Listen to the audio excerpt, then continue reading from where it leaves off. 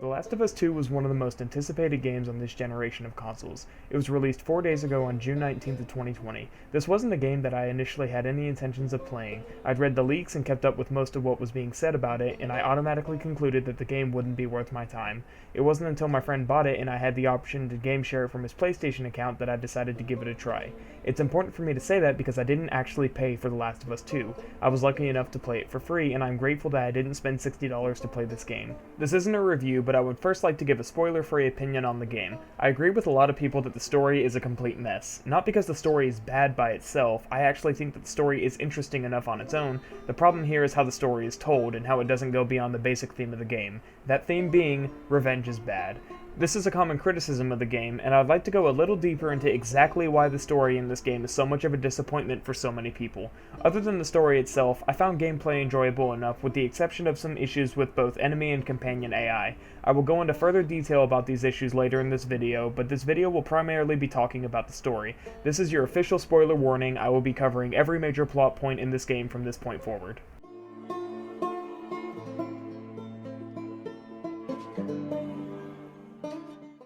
The Last of Us 2 opens with arguably the best cutscene in the entire game, and it's best to just let it play out by itself.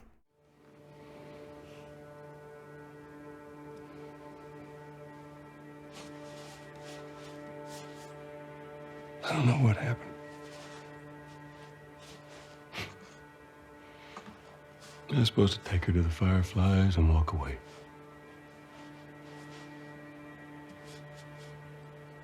You go halfway across the country with someone.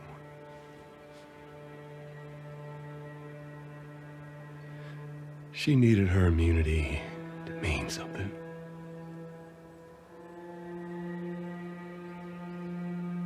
Maybe I was starting to buy into that old cure business.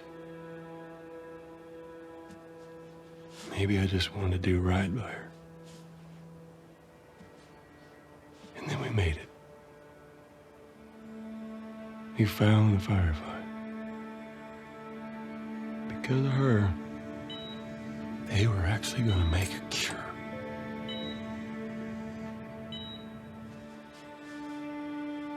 The only catch, it would kill her. Sweet Jesus. Doctor? What are you doing? I won't let you take her. This is our future. Think of all the lives we'll save.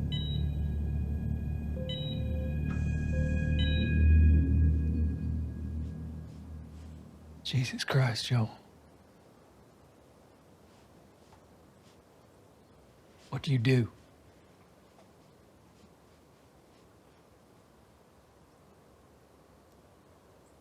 I saved her.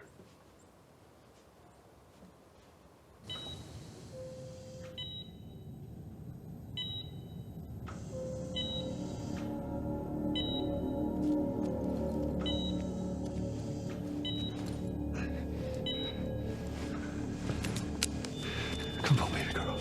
I got you. I got you.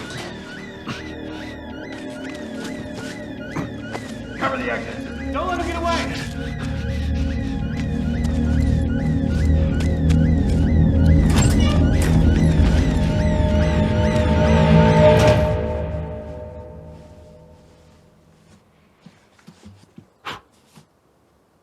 God damn.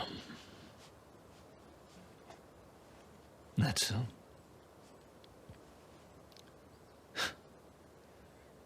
That's a lot. What does Ellie know? I told her they just ran some tests. I told her her immunity meant nothing.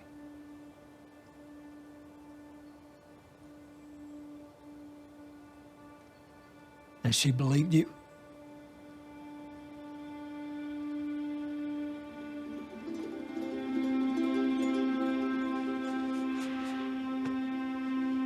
I didn't say otherwise.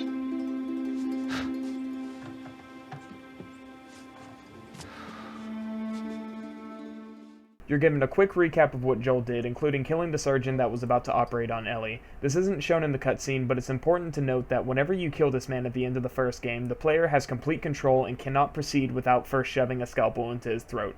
Try and remember that detail because it's important for later. You then leave and are given some beautiful scenery as you make your way back to Jackson. Tommy stops Joel after they arrive and says he probably would have done the same thing if he were in that situation. There is then another cutscene with Joel and Ellie that is also pretty good, although the first time I saw it I thought things were a little awkward. Joel plays a song for Ellie on his guitar and then gives it to her. You then get to hear Joel tell a dad joke for the first time. What is the downside to eating a clock?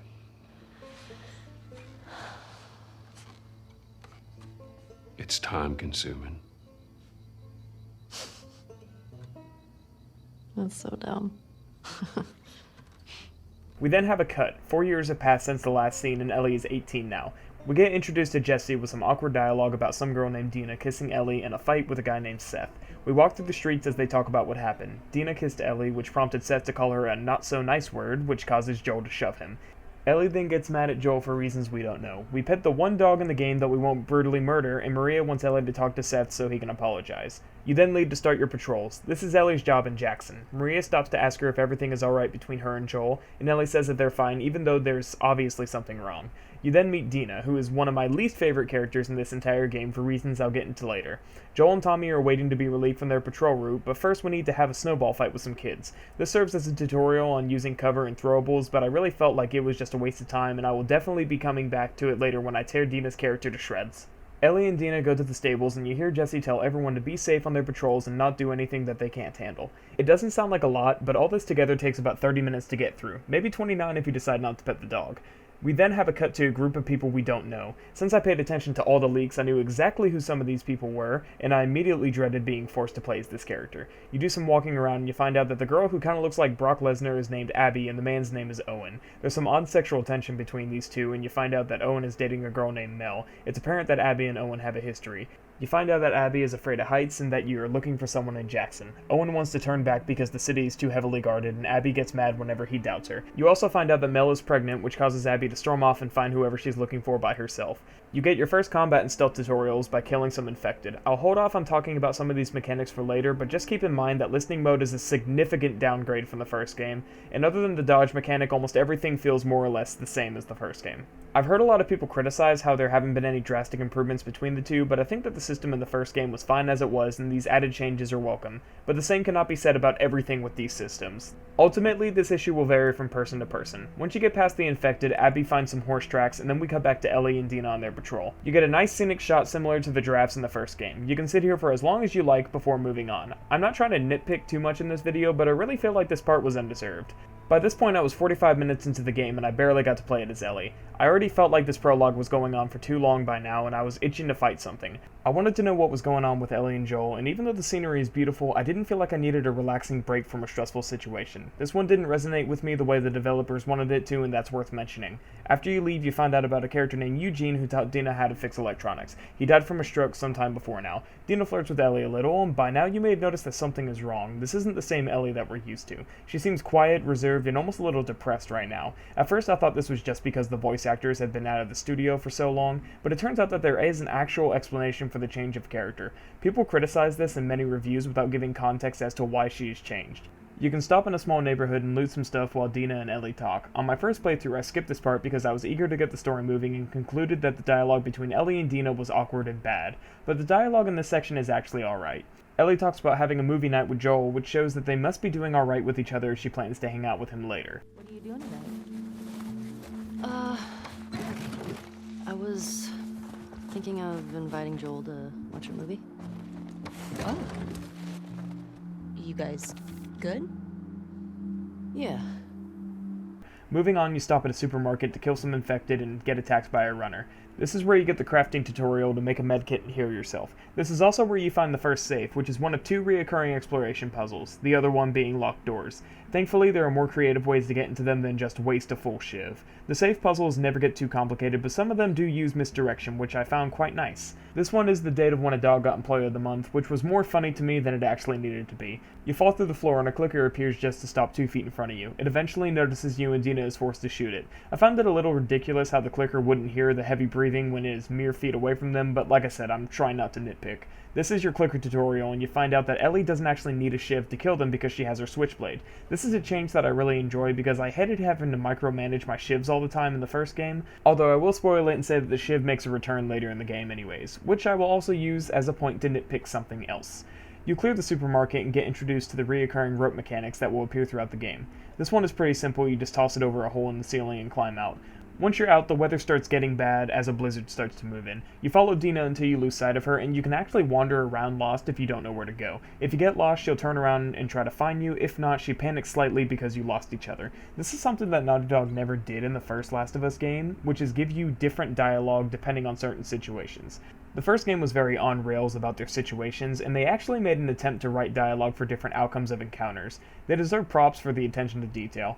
You follow Dina into a building to get out of the storm. You then walk around to make sure the place is secure and find out that it belonged to Eugene. You can also find out that he used to be a Firefly who served with Tommy. In here is the first of many generator mini-games, as well as your first workbench. I like the workbenches in this game because of how the mods actually change the appearance of your gun, as well as the animations while modding your weapons. Again, it's a nice attention to detail and a step up from the way workbenches worked in the first game. You find a secret room blocked behind the cliché bookshelf that leads to Eugene's pot farm. You can also interact with some stuff down here and find his porn stash. This is the second time in Ellie's life that she has gone through a man's collection of his favorite adult products. This girl has no concept of personal privacy. Okay. Yeah. Oh, fuck it. That's not how you open a can of pickles. Ellie and Dina open a can of weed, and they decide to smoke a blunt and have sex. We then cut back to Abby, who runs into a horde of infected. Your only option is to run away. You eventually get tackled by a runner whenever Joel saves her from getting bitten. Joel and Tommy help her escape, and you are forced to fight as you find a way out. Tommy introduces himself and Joel to Abby, and she seems to stutter when she hears his name. It is apparent that Joel is who she is looking for, and she suggests they go back to the lodge that her and her friends are staying at. They reluctantly agree and head out just when the infected start to break in. We cut back to Ellie and Dina half naked in bed talking about their scars. Ellie tells Dina about her bite mark that she covered up with first a chemical burn and then eventually a tattoo. She tells Dina that she's immune, and Dina doesn't believe her. Jesse then busts into the room and lectures them on how they're slacking off the job and says that Joel and Tommy never showed up at the lookout to be replaced for the day, which causes Ellie to realize that something is wrong. They all agree to fan out and go looking for him. We cut back to Joel where they make it into the lodge just in time to be saved by Abby's friends. Owen pulls Abby aside and tells her that she is, quote, nothing but lucky. He is noticeably upset that she ran off alone. Everybody moves into the same room and Tommy asks them where they're going. He offers them to stop by Jackson and resupply before moving on with their journey. He then introduces himself to the group like this. By the way. Tommy, this is my brother. Joe.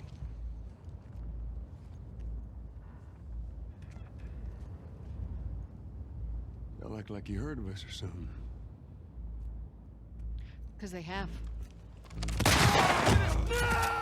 Joel is shot in the leg and Abby calls him by his first and last name. He tells her to make it quick and she pulls out a golf club and starts beating him with it. Before we move on, I'd just like to take a moment to talk about the scene. A lot of people have criticized Joel for ousting himself like this, but I think it's really unfair. While I agree that the scene is extremely contrived, it's unfair to say that Joel acted out of character. Tommy is really the one here who's giving up too much information. He's too far trusting for these people, and you can tell by the hesitation that Joel doesn't really want to say his name, but he does it more out of courtesy than out of character. Whether or not this is out of character for Tommy is hard to say because nothing he ever did in the first game was enough to say whether he was as cautious towards others as Joel is. And seeing as he is married to the leader of the town he lives in, I could see him being more friendly towards people that help save his life. But as it stands, the odds of Joel and Tommy being right there to help Abby in the first place are very low. I'd also like to mention real quick that I don't recall one time where Joel's last name is brought up in the first game, so how Abby has this information is beyond me. We cut back to Ellie, who is riding towards the estate that Joel is being tortured in. You find a way in, and I think this is another scene that is best understood if we just play it out. Pin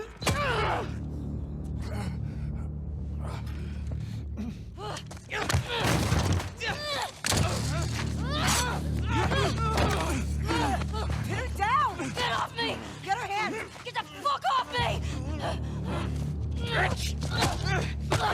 got her! Look, you got her! Okay? You're gonna fucking die! What's going on? Let him go! Who is that? Let him She go! snuck in. Why aren't you posted up outside? We didn't think anyone was gonna show up. What the hell did you expect? We gotta get out of here before the whole town's on top of us. You're done. You want what I want, right? End it. Now.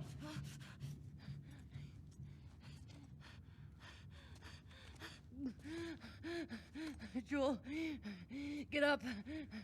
Joel, fucking get up. Please stop. Please don't shoot. Joel, please get up. No!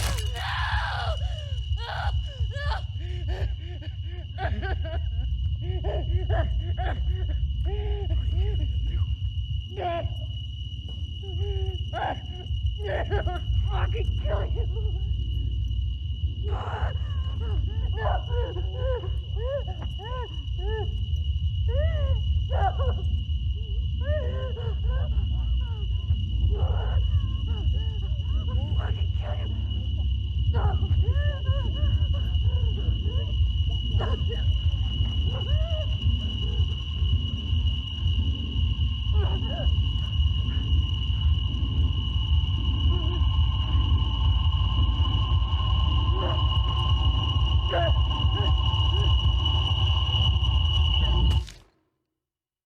I would also love to bring up how the man who spits on Joel is actually played by Neil Druckmann, the director of this game.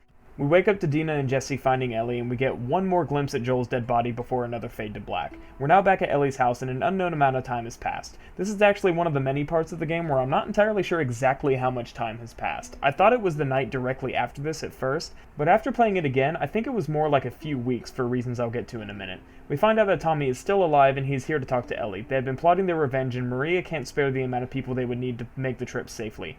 Ellie mentions how if it was her or Tommy, Joel would be halfway to Seattle, which is another clue that more than just a few days have passed. Jackson is in Wyoming, and according to Google Maps, and yes, I did look it up just for this, that it's 866 miles away. Ellie tells Tommy that she is leaving the next day with or without any help, and Tommy asks her for one more day so he can go talk to Maria. We then cut to Joel's grave where Ellie is paying her respects, and she tells Dina that they need to stop by Joel's house first. She also tells Dina that she isn't obligated to go with her, but Dina insists anyway. You can interact with several things in Joel's house, including a picture of him and Sarah, but what you're really here for is the watch that Sarah gave him from the first game and his revolver. Maria arrives and reads them a note that Tommy left, telling her that he is going to Seattle alone and that she needs to stop Ellie from leaving. She instead gives Ellie and Dina permission to take Ellie's horse and go bring Tommy back alive. I went through this whole exchange kind of fast, but this was actually a very emotional moment for me. I read the leaks, and I knew that Abby was going to kill Joel the exact same way she did, but seeing it all happen really hit me hard. It isn't the death that this character deserved, and the impact it has on the player is going to be detrimental to the story later. This marks the end of the prologue and part 1 for this video.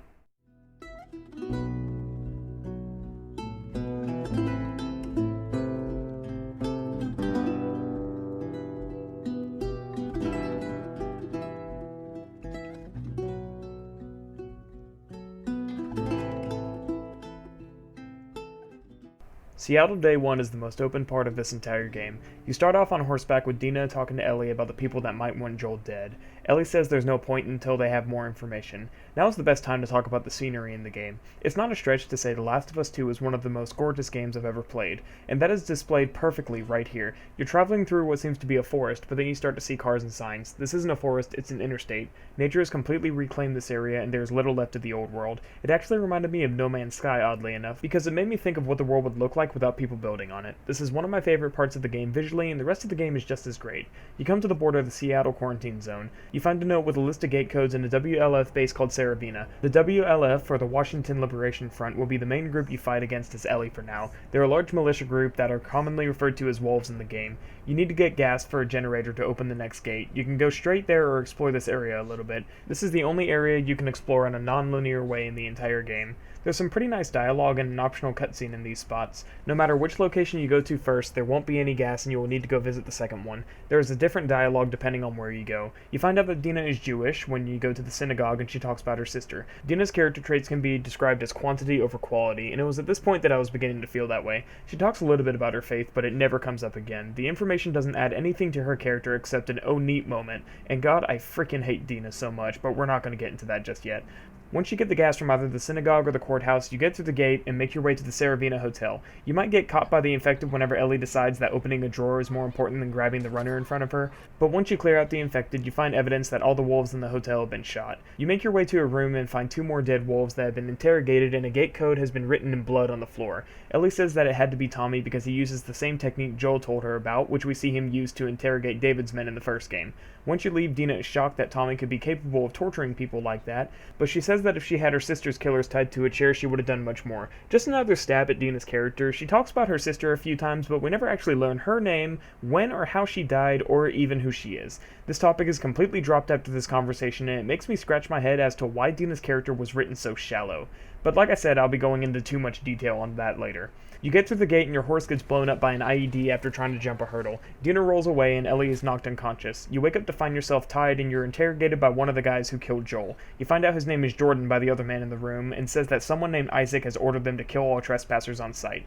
Jordan stops him from shooting Ellie because he wants to find out how many people she's here with, and right before Ellie gets shot, Dina shoots the man holding the gun. She then has the 400 IQ idea of running across the skylight instead of standing on the roof and just shooting in, which allows Jordan to shoot the glass and cause Dina to fall in the room. Then instead of shooting her and Ellie, Jordan uses his big boy brain and decides to choke Dina, which gives Ellie enough time to get free and stab him. Holy shit, this scene is stupid. Any logical person would shoot Dina, not put their gun away to slowly choke them out. And don't try to tell me that he ran out of ammo, because we find out later that the wolves have no shortage of bullets. Ellie loots Jordan's body and then they escape. I spent probably about 20 minutes on this part trying to get through stealthily, but either I am absolute horse ass at stealth, or you get caught the second you cross over a certain point if you don't kill everybody in the room. The game actually does this a number of times, and I'll try to point it out as we get to it. You fight your way out of the school and you're given a lot of buildings to loot as you make your way through Seattle, but first you're stopped to see what Ellie took off Jordan's body. You find a picture of his girlfriend Leah and a letter saying she's posted at a TV station. She is our next target.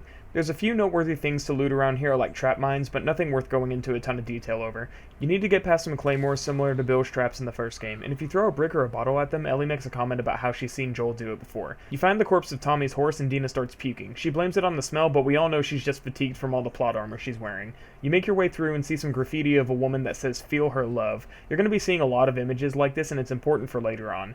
You find more dead bodies outside the TV station, and Ellie says that Tommy must have been through here.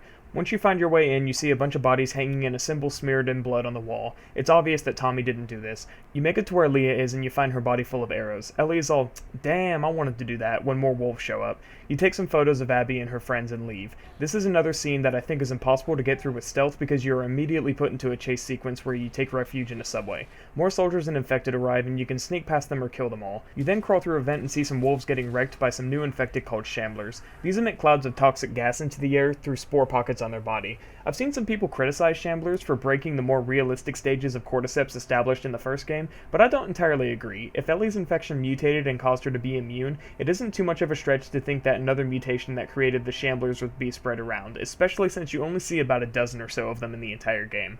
I think the intention was for this to be an enemy you want to avoid since they can't be stealth killed and they're tougher if you try to fight them.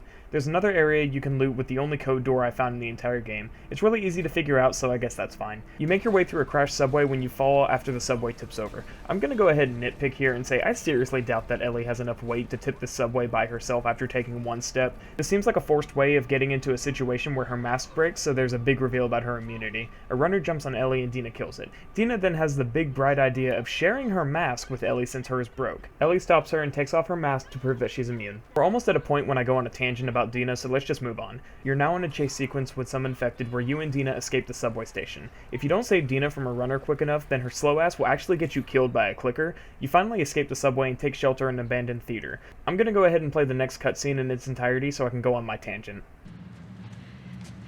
You want to tell me what's going on with you? What's going on with me? Ellie, I just saw you breathe spores.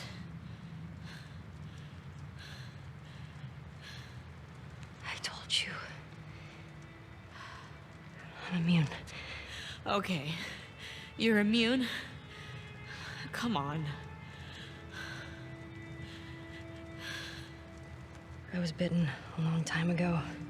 The fuck are you talking about? I was bitten and nothing happened.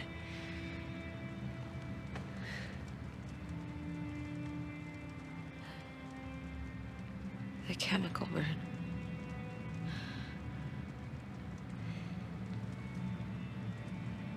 Maria and Tommy and Joel are the only ones who know.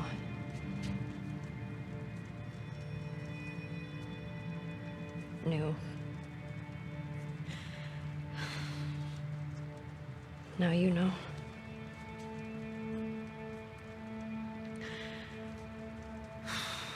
I can't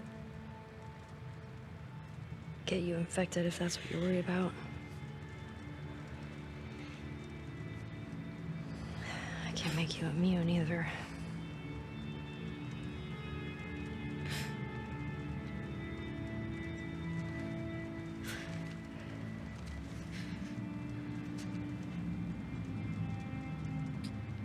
Can you say something? Ellie.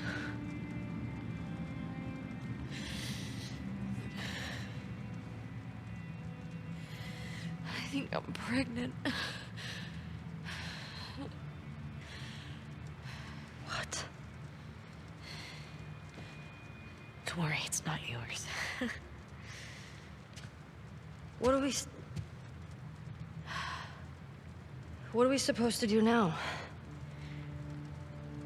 Nothing. I just need to rest for a second. Are you fucking kidding? How long have you known? I was late a few weeks ago. A few weeks? We could have still turned back. I didn't know. I wasn't sure, okay? I didn't want to be a burden. Well, you're a burden now, aren't you?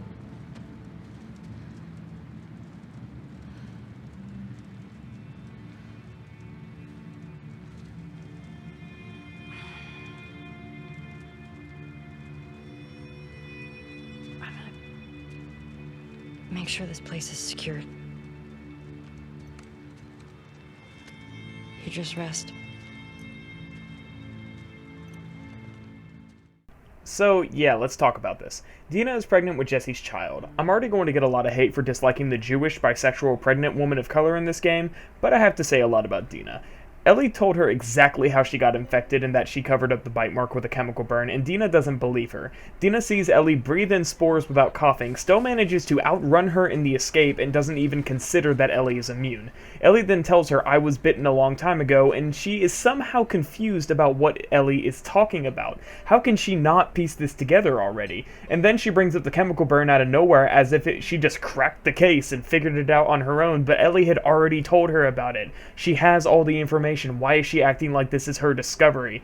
The scene is so poorly written because her shock isn't believable and the delivery doesn't make any sense. Joel also doubted that Ellie was immune, but his response to Ellie breathing in spores was so much more grounded and realistic. He didn't proceed to say, "Oh my god, the bite mark," after she tells him that she wasn't lying about her immunity. He sees the evidence and that's that. Dina sees the evidence and she acts like Ellie is still lying to her. Speaking of hiding things, let's talk about the other half of this scene. I think Ellie's reaction is very realistic and it's exactly how I felt when I first heard this news. Dina should be smart enough to know that if there's even a chance that she's pregnant, she shouldn't be on a suicide mission with Ellie. And the excuse of "I didn't want to be a burden" is stupid. I would have been able to forgive it if she said she didn't want to waste time because Tommy could die at any moment and she would feel responsible for slowing them down and not getting there in time, but even then the risk is too great for her to just ignore it. Dina is one of my least favorite characters in this game. From the very beginning she is shown to be extremely irresponsible. We have patrols to do and Joel and Tommy are waiting to be relieved. Let's have a snowball fight. I think I'm pregnant. I should hide it as we go into a foreign city filled with unknown dangers. I'm fairly certain I'm pregnant, but here, let me take off my mask to help my girlfriend who would already be beyond saving by this point because she has been breathing in spores for 20 seconds. There's nothing likable about Dina's character except she's Ellie's girlfriend. They mention that she has a dead sister and it's dropped after 30 minutes. They mention that she's Jewish and it's never brought up again. She saves Ellie one time and she makes the obvious mistake of standing on a glass surface when she could easily get the exact same angle if she stood on the roof. She can actually get you killed because she is too slow in the escape sequence, and she repeatedly calls Ellie a liar when she tells her that she's immune. She even gets offended whenever Ellie calls her a burden after she almost gets them killed. The only reason Ellie is in Seattle is to save Tommy and kill Abby, and Dina is now weighing her down. But she gets mad at Ellie whenever she calls her out for it. She should be mad at herself for hiding the pregnancy from her and throwing a wrench in the entire operation by being physically unable to do anything. All of Dina's character traits are never expanded upon. They're just there. Even another character with a religious background has that side of them properly fleshed out later in the game. I'm glad that she's promoted to gatekeeper after this and you never had to travel with her again. The consequences of her coming on this trip are going to be seen even later into the story, and I'm convinced that Ellie could have managed this trip much better if she were with Tommy instead of Dina. You walk around the theater, turn on the power, and find some keys under a radio that isn't working. You go behind the stage and find a guitar when you sit down and play the same song that Joel played Ellie in the beginning of the game. I haven't gone into a lot of detail about the guitar minigame, and I don't really plan to. It's a neat gimmick that is fun to play around with every now and then. You can mess around with different chords and keys later on, and I imagine there's someone who cared enough to write an actual song out of it. As it stands, it's a welcome addition to the game, but it doesn't change very much. We get our first flashback of the game. This is going to be a trend that is okay for now, but becomes a hindrance later on. Ellie is 15 and it's her birthday. Joel has something he wants to show her, which leads to Ellie trying to guess what the surprise is. Is it a dinosaur? Stop trying to guess. I ain't telling you. Joel pushes her into the water and you find out that he's been teaching her how to swim. It doesn't take long for her to get back at him though. You finally make it to the surprise and see that it's a science museum. There's a lot of things to interact with in here and some pretty good jokes. Oh, hello. Sorry, the dinosaurs are busy right now. What are you doing? Oh, wait. One of the dinosaurs is here. Joel, it's for you. Very funny. Whoa, this one's brain was the size of a walnut. No way. Looks like you two have something in common. Look how thick this one's skull is. Kinda looks like Tommy. I'm telling him you said that. Please don't.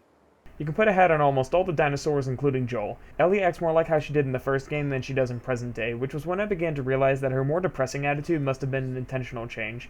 Things between Joel and Ellie seem to be doing fine compared to how they were in the beginning of the game. This flashback is actually quite long with the amount of different things you can interact with. You go to the top floor and find a space shuttle. You need to put on a space helmet and there are several to choose from. Joel finally gives Ellie her gift and it's a recording of a shuttle countdown. Once you're finished, you proceed to another part of the museum that Joel said he never explored. He gets you into the building, but you're unable to open the door for him. This is when things get dark. Quite literally, actually. You see writing on the wall about all the different people this man has killed and eventually find his dead body with a suicide note. You proceed onward to get knocked down by a board just as Joel gets in. You see the Firefly symbol with the word liars painted on the wall. This man was talking about all the people he had killed for the Fireflies and that it gained nothing and cost him his humanity. There's a fade to black and now we're at the next part of the video. Seattle Day 2. We come back to find Ellie taking the fattest nap in the theater. We go upstairs and see that Dina is throwing up. She fixed the radio and she's currently tracking the wolves. For the first time since we arrived in Seattle, she's actually doing something useful. She managed to plot some of their movements and Ellie apologizes for being honest to her the night before. You hear about a lone male trespasser and agree that it has to be Tommy. Ellie and Dina track which zone he's in and head out to rescue him. Dina is officially the gatekeeper of the theater and we won't need to worry about her slowing us down for the rest of the game. You travel to the zone that Tommy is in and get introduced to dogs for the first time. This is one of many good boys and girls that will be victims to your ever-growing KD. Unfortunately, you never quite get that tactical nuke, but you do get pretty close. You use bottles to distract dogs while they're tracking you, or if you're me, you say fuck this and waste all your ammo on them. You move on to the next location, and by now those of you who played the game may notice how much gameplay I've skipped over. I don't want to walk through every single encounter because a lot of it isn't essential to the story and I want to keep this video at a reasonable length. This game has a lot of content between these plot points and just Seattle Day 1 was 4 hours of footage that I tried to condense into 15 minutes. You get through a lot of combat arenas before finally getting pulled behind cover by somebody. Once you turn around, you find not Tommy, but Jesse. Now, I've seen a lot of people refer to Jesse's sudden appearance being a plot hole, but it actually makes perfect sense, and I'll explain why later. Now is the best time for us to talk about companion AI in the game, because this happened shortly after. I got the one on the left. Thought I saw someone. Come with me. I got your back.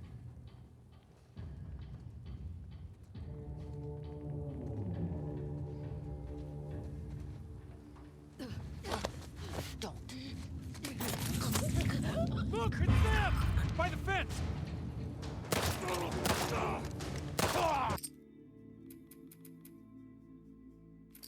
So I noticed on my first playthrough that the AI in this game is pretty lackluster compared to the first. It seldom helped me out in combat and I had a lot of problems with it doing basic functions like calling out enemy locations, which it's supposed to do often. Even after going into the settings and turning the AI to aggressive, they never actually seemed to help much. You can go back to the first game, and after playing on normal, you'll see a significant difference. You could also crouch behind the same cover spot in the first game where Joel would just put his armor on whoever he's next to, and it seems like that was removed entirely. I don't know how they managed to make AI worse in a game that came out 7 years later. Ellie and Jesse steal a car from some wolves and promptly wreck it. I'm just going to mention how I did the exact same thing to my truck as Jesse did to this car, and there is no way that it should even be able to run. The radiator is completely demolished and the engine would have taken damage too, but again, that's a nitpick. You crash into the water and it starts sinking. Another nitpick here, Ellie's side is literally missing a door, but she spends the extra time swimming out of the driver's side window.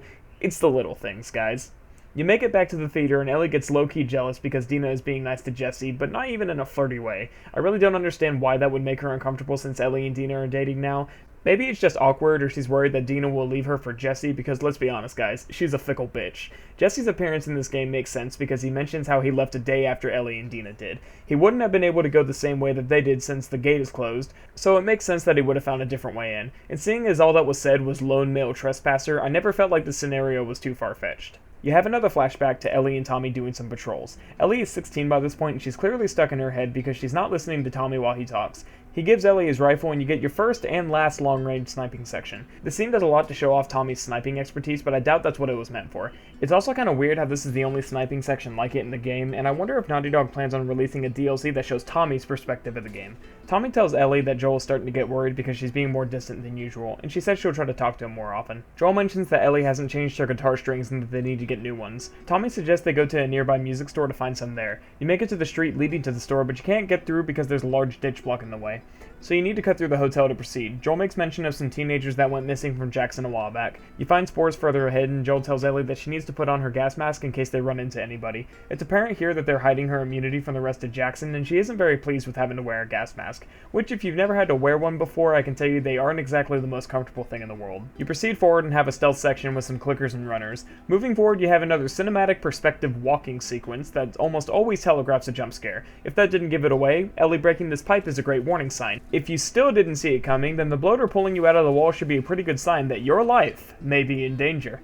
After mashing your life alert like one of the several QuickTime events in the game, this bloater fight begins. My second time playing through the game, which is where most of this footage comes from, I expected this fight and prepared with 3 Molotovs, because in the first game that's all it takes to kill one. I then said, oh shit, whenever I realized that that wasn't actually enough to kill it in this game. Spoiler, in any fight, but this one it still helps immensely. The bloater fights in this game have the score effect where you are actually shooting off their armored layer to expose weak spots, which I found quite nice. This fight will go on until you've shot off all the armored layers and get grabbed by the bloater.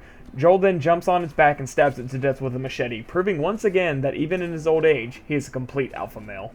Moving on, Joel tells Ellie that he thinks she has a crush on Jesse, which she and everybody behind the controller laughs off. You find a skeleton wearing a backpack with a J patch, and Joel kills a clicker that almost bites Ellie. These are the missing teenagers Joel talks about. Ellie takes a moment to lament the fact that there was no vaccine to save them from turning, and this is another scene I should just play out. Well, let's go get Tommy and we can get these bodies back to Jackson. Yeah. After you took me out of the Firefly Hospital, you said there were dozens of people like me.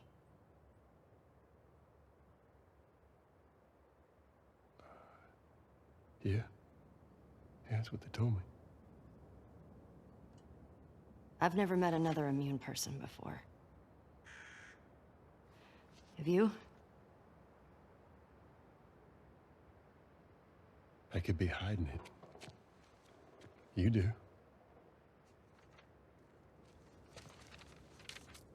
Do you believe that?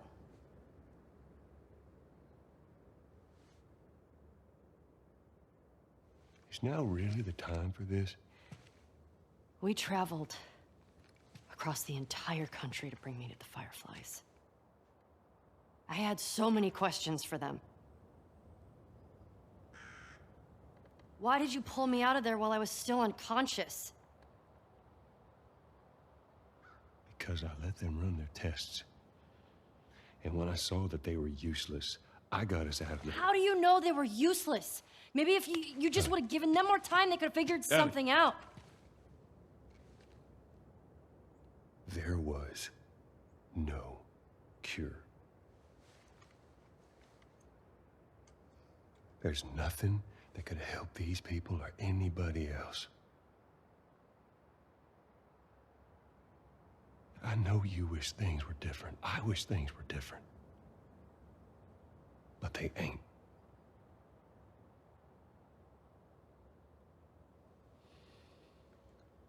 And we need to get these kids back to their families.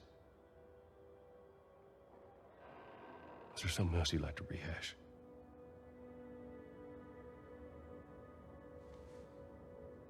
We cut back to present Ellie stitching a wound. Dina comes in and helps her out and says that she didn't tell Jesse she was pregnant because the time wasn't right. I'm fairly certain I mentioned it by now, but just in case I overlooked it while writing the script, here's a reminder that Jesse is the father of Dina's child. You find out that one of the girls who killed Joel, Nora, is stationed at a hospital nearby. Ellie decides that there's no time to lose and wants to leave right then. Dina says to at least wait for Jesse to rest up, but she gets obliterated by Ellie's facts and logic when Ellie says that she could be gone by then. Dina, realizing that there's no way she's winning this Yu-Gi-Oh battle without her patented guilt trip trap card, decides to let her go. You leave the theater, and there's a lot of things to loot here. You can find some notes laying around about some wolf deserters in the area. I only bring this up because there's a room with a workbench and a locked door in the area. The very first time I played this part, I didn't fully clear the building and literally said to myself, that's fine, they don't put enemies near a workbench. This is the only workbench in the game that has a scripted event take place. If you open the workbench, you cannot exit until this happens. Once you kill these guys, you find a note showing that they are the wolf deserters. It's a nice touch that caught me off guard and I wanted to talk about it. Moving on, you go into a building, and if you loot some of the rooms and turn around, you'll realize you're being followed. You find yourself in a room full of stalkers, my least favorite infected in this game. Apparently stalkers were in the first game, but I don't remember ever seeing them. Stalkers like to, you guessed it, stalk you. You can barely hear them in listening mode, and I found it best to just Rambo First Blood Part 2 your way through and kill them all. I also discovered that trap mines are way too effective on them if you cover all the entrances. Coming up is one of several moments I noticed where enemies are only scripted to appear after interacting with something, because I just set off 3 trap mines and shot about 4 enemies with my shotgun, and these infected had no interest in me. But the second Ellie makes noise, everything in the building comes running. Ellie is barely holding this door closed whenever a stalker pushes her against the window. Somehow the rest of the infected don't get through the door and jump her all at once. They just stop chasing her like guys on Twitter when they find out a girl they follow has a boyfriend. You fall into a river and somehow this same stalker manages to grab back onto Ellie after she pushed him away. This doesn't seem entirely likely, but it gives the player a chance to hit that square button not to die, so I'm guessing it's okay. You get your first introduction to the ambush stalkers that we'll see a lot more of later in the game. Once you're outside, Ellie decides to cut through a part to get to the hospital faster. You can hear some whistling, which is a problem many women in America have while going about their daily lives, and Ellie gets impaled with an arrow.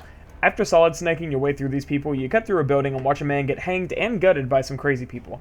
These are the Scars. They're responsible for the attack on the TV station and the graffiti all around the city. You hear them talking about something someone named Lily did. I actually failed this part many times on my first playthrough while trying to be stealthy, so I just said fuck it and laid down some trap mines so I could kill them guerrilla style. I found it a lot more fun to play this way, and it's a shame I didn't find many more sections where I could use this tactic. Once inside the hospital, you interrogate a girl who is too busy playing her PS Vita to see you coming. She tells you where Nora is and tries to stab Ellie when she lowers her knife, resulting in her getting stabbed in the throat. Finally, we get to kill Rose Tico from The Last Jedi without getting cancelled on Twitter. Moving on, you get inside the hospital, and for the millionth time playing this game, I got lost and couldn't figure out where to go. That actually happens a lot. Thankfully, it worked out because I wanted to mention that when you kill this dog, their owner is actually mortified by it. This is relevant for a fatal flaw the game has that I'll get into at the very end. No, I'm not kidding, this actually has to do with one of the game's biggest problems. You start crawling through a vent and hear that Abby was at the hospital earlier today but escaped, which made me question if she was making enemies with the wolves. You finally get to Nora, and let's just play this scene out. Don't scream. Put that shit down.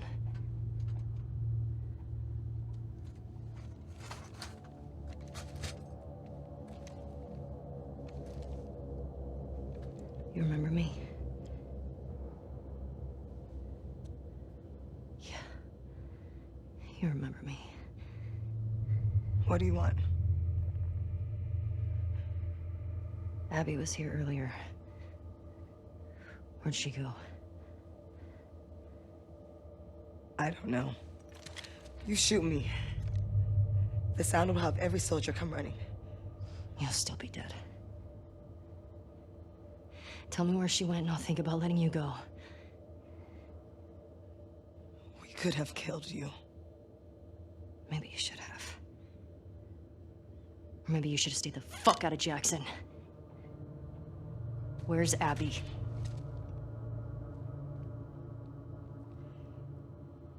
You still hear his screams?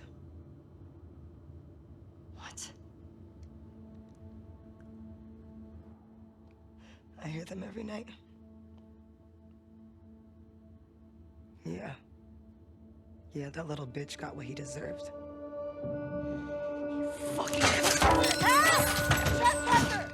We now get to everyone's favorite part in video games, unskippable chase sequences. You get Nora cornered above a pit and use her as a human shield, the best kind of shield, and see that there are spores down below. The wolves tell Ellie that there's nowhere to go and she yeets us both to the lower floor of the hospital. You make all the wolves commit not alive and listen to the sound of a fractured ego to find Nora.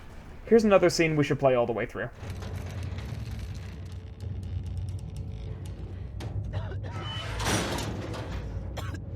Hi, Nora.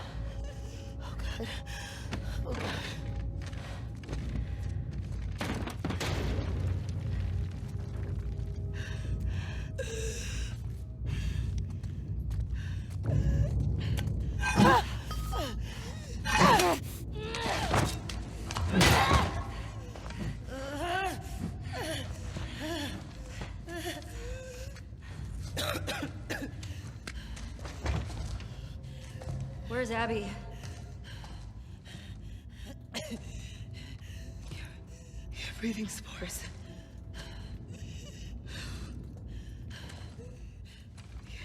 You're her.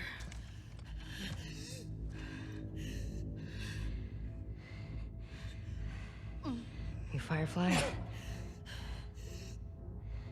There are no fireflies anymore.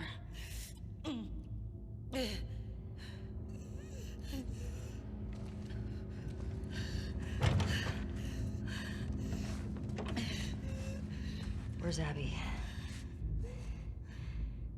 I'm fucking dead anyway. Why would I tell you anything? Because I can make it quick. Or I can make it so much worse.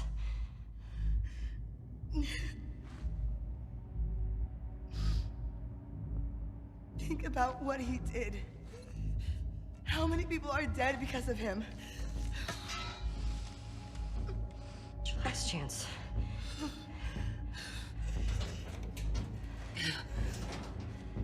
I'm not giving up, my friend.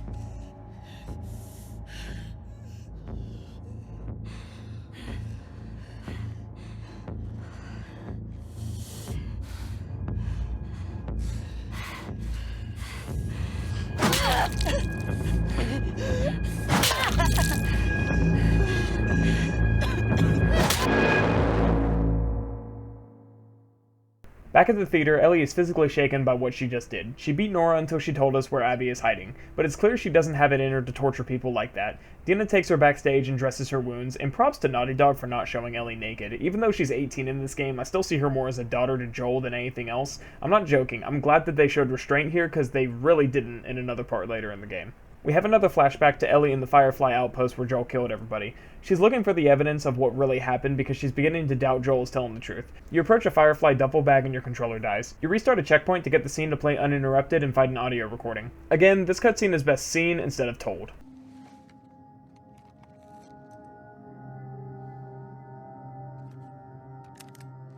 Most people have left already. I don't know which group I'm gonna join.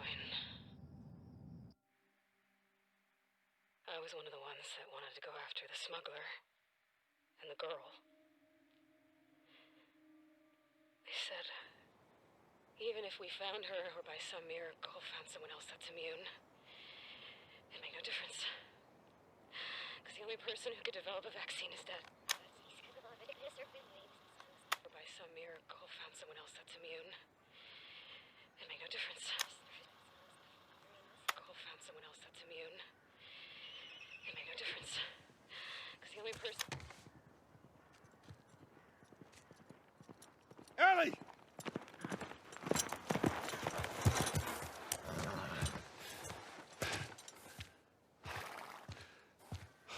Come here. What the hell were you thinking?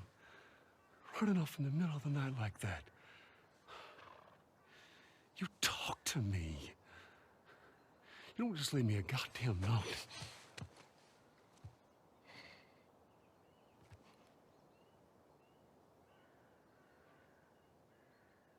Tell me. What happened here?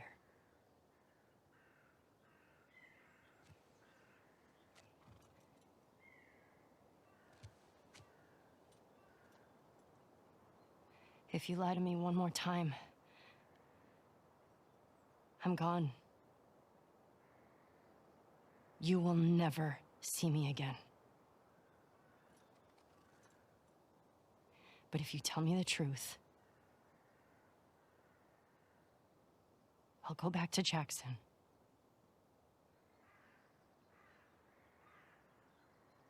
No matter what it is.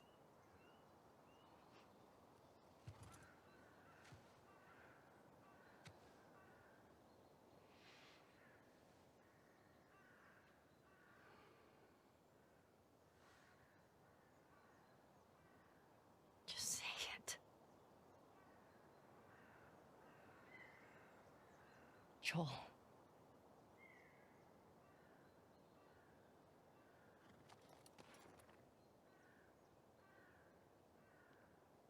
Making a vaccine.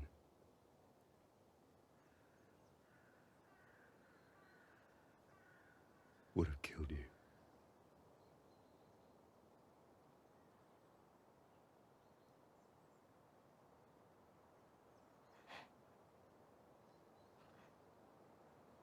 So I stopped them.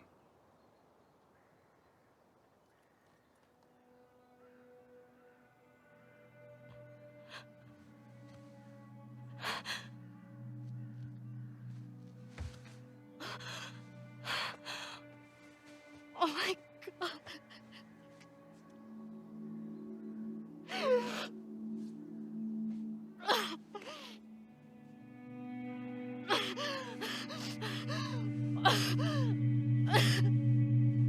Don't you fucking touch me!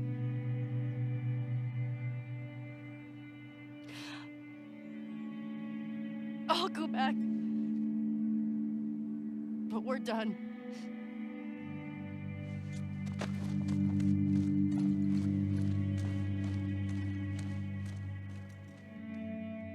So before moving on to the next section, let's pause and talk about this. This scene is really good. It answered a lot of questions I had about why Ellie was acting the way she was in the beginning of the game. She seemed depressed, and that's because she actually was. She's clearly devastated and disgusted by Joel's actions, and this has had a lasting impact on her for years to come. My first problem with the scene was Joel's delivery. I thought for sure that he would have brought up Sarah, seeing as she had such a big part of why he made this decision. Losing his daughter changed him, and it's safe to assume that he was a bitter, jaded man for the 20 years after her death.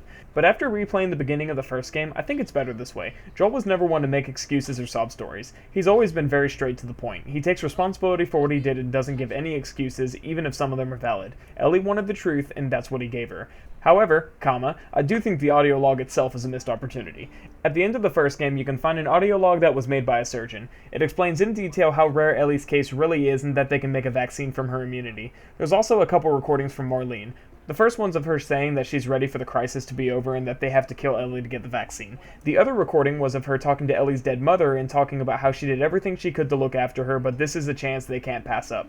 This scene would have carried much more weight if you were guided to finding these three recordings instead of the one random audio log that a nameless Firefly made after the fact. Ellie would have approached Joel with almost all the facts, and the responses and reactions could be the same, but the callback to the first game adds a new level of continuity of what happened. This wouldn't have been hard to do, and it's a shame that they didn't choose this option. We jump back to present day, and we're at Seattle Day 3. We're very close to the climax of this game and the halfway mark for the video.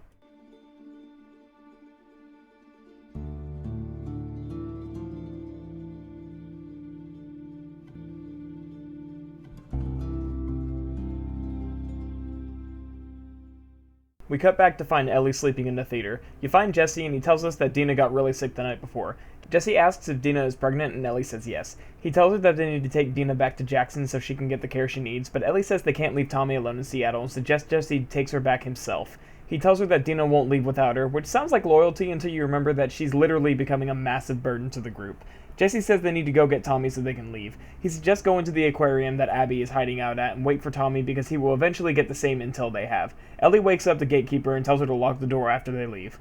Ellie tells Jesse that Abby and gang killed Joel due to a disagreement he had with some Fireflies over some goods he delivered. Most of the gameplay here is just dialogue between Ellie and Jesse, but none of it is meant to do much more than build on Jesse's character. Unfortunately, he suffers from the same issues that Dina's character does, but he's a lot more level-headed and responsible, so I actually found myself liking him more.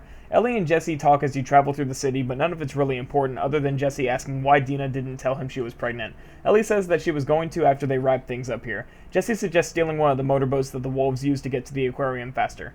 You hear some wolves talking about a trespasser sniping their troops in another region, and Jesse says it has to be Tommy and they need to go help him. Ellie tells Jesse that by the time they get there he'll be gone, and the best way to help him is by going after Abby. Jesse, being smarter than Dina in every way imaginable, realizes that Ellie is more concerned about revenge than helping Tommy and sets off on his own. You're now alone and need to steal a boat from some wolves. Once you do, you drive away and eventually come to an impasse. There's a closed garage door and the chain is stuck. This sets you up to think it's just another move this here and jump through the window puzzle when the floor collapses and you're stuck in a room with a bloater. If you're a true gamer like me, then this is no problem, because you have an ample amount of Molotovs and explosive arrows. You free the chain and drive out towards the aquarium. The engine on your boat stops working when you're about halfway there, just like Dina, and you're forced to swim the rest of the way while avoiding the bigger waves. You make your way inside the aquarium and crawl through a vent that eventually collapses. You're attacked by a German Shepherd and you're forced to stab it to death. This part actually hit me hard because they're my favorite dog and I hate when I have to watch them die in any movie or video game. This also goes hand in hand with the other dog you killed at the hospital, and you'll see why later. You see signs of a surgery, and I shit you not when I said this must be where Abby had her sex changed the first time I played this game. Spoilers, it's not that. I know I've been showing a lot of cutscenes these last few sections, but this is another one that needs to be shown. People don't come back from that island. How many times has Abby risked her life for you? She chose this. I'm not fucking going there. Then don't! Go back.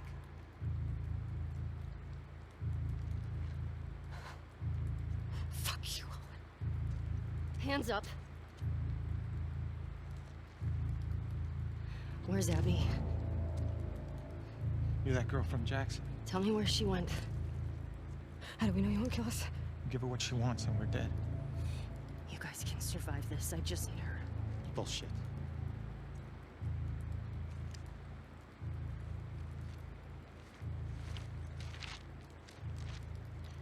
You. Come here. Fucking get over here! Point to where she is on this map. And then you... It better fucking match up. What are you doing? She's probably dead anyway. It is not worth it. Stop! We can talk Back about the fuck up!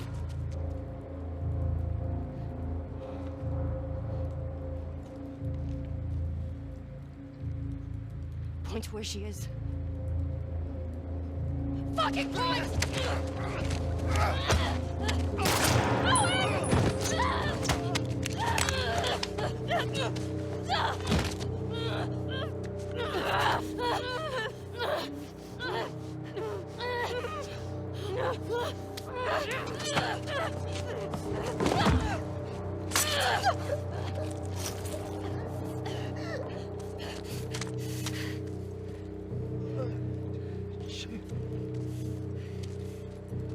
Tell me where Abby is. Where the fuck is she?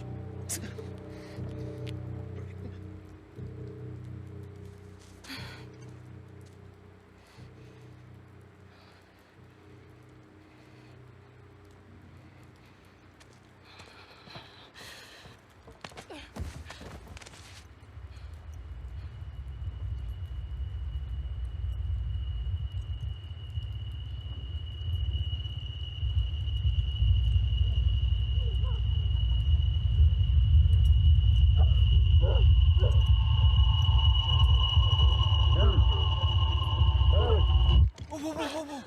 Hey.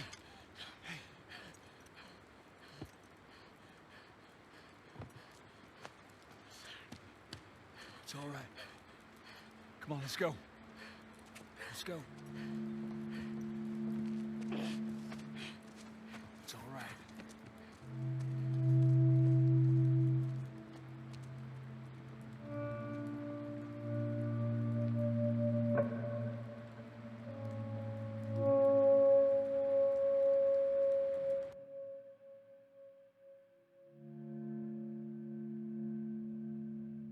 So without overanalyzing this cutscene like I have some of the other ones, just keep in mind that Ellie gave them a chance to survive, started hyperventilating after she found out she killed a pregnant woman, and left her map in the aquarium whenever Tommy and Jesse came to get her. She had an immediate emotional effect to killing Mel, and that's something that I need to draw attention to for later. We cut back to the theater and Ellie is in bed with Dina. You get up and walk over to where Jesse and Tommy are discussing the trip back to Jackson. Tommy asks Ellie if she's okay with them leaving Abby alive. She says that it has to be, and Tommy mentions how he got Maria a gold necklace so she doesn't kill him when he gets back, and then leaves the room. Ellie thanks Jesse for coming back for her, and he says that his friend's problems are his problems. Next is yet another cutscene that I can't just talk about. It's better. Shit.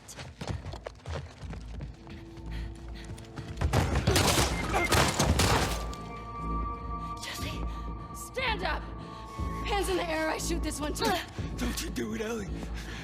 Get out of here. Stand up! Now! Don't you fucking dare! Shut the fuck up! Fuck. All right. Stop! Stop!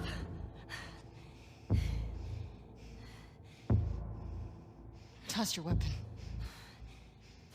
Toss your weapon! Fuck. No. I know why you killed Joel. He did what he did to save me. There is no cure because of me. I am the one that you want. Just let him go.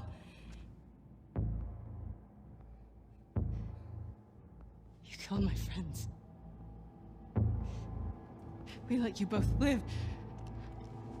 And you wasted it.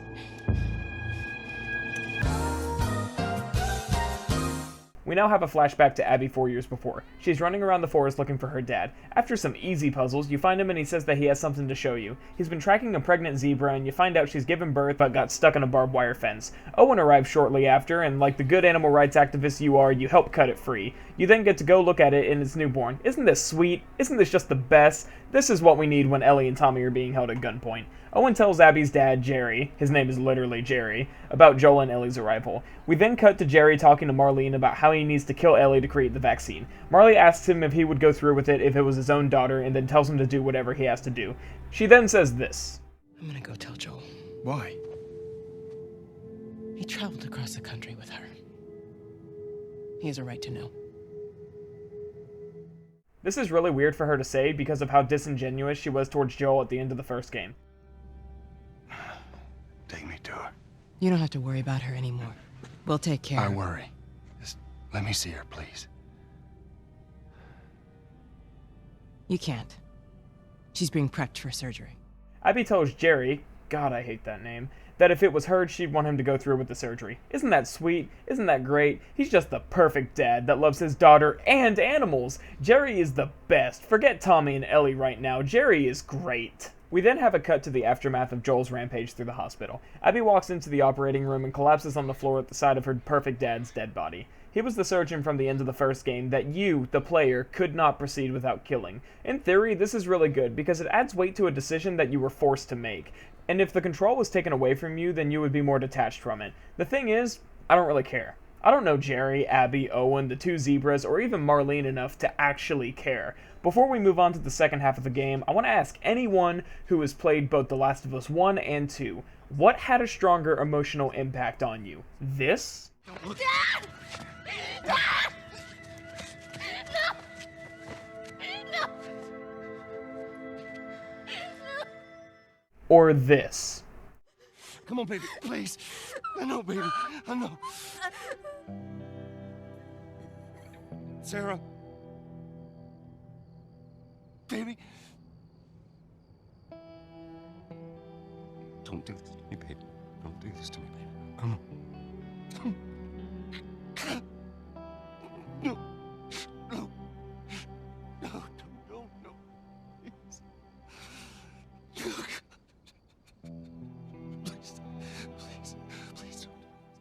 I think Naughty Dog wanted the player to feel some sort of repercussions for Joel's actions that they took part of in the end of the first game, and if this is true, then they failed on roughly 50% of their audience. This scene only has impact on the division of fans who judge Joel's actions at the end of the first game. The problem is that I fall into the sect of people who thought that even though he made a selfish decision, I understood his character enough to feel like he made the right call within his own perspective.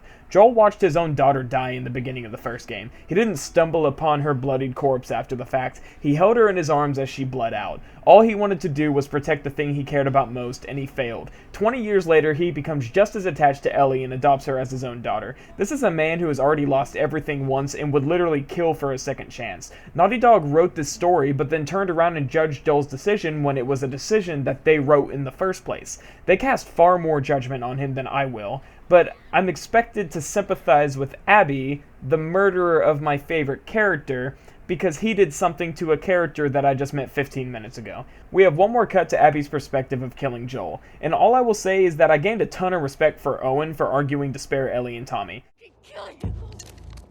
Whoa, what are you doing? Manny. Cleaning up. No. We're here for him. That's it. It's too risky to leave them alive. Too fucking bad. He's right. We can't have loose ends. We killed them. We're no better than he was.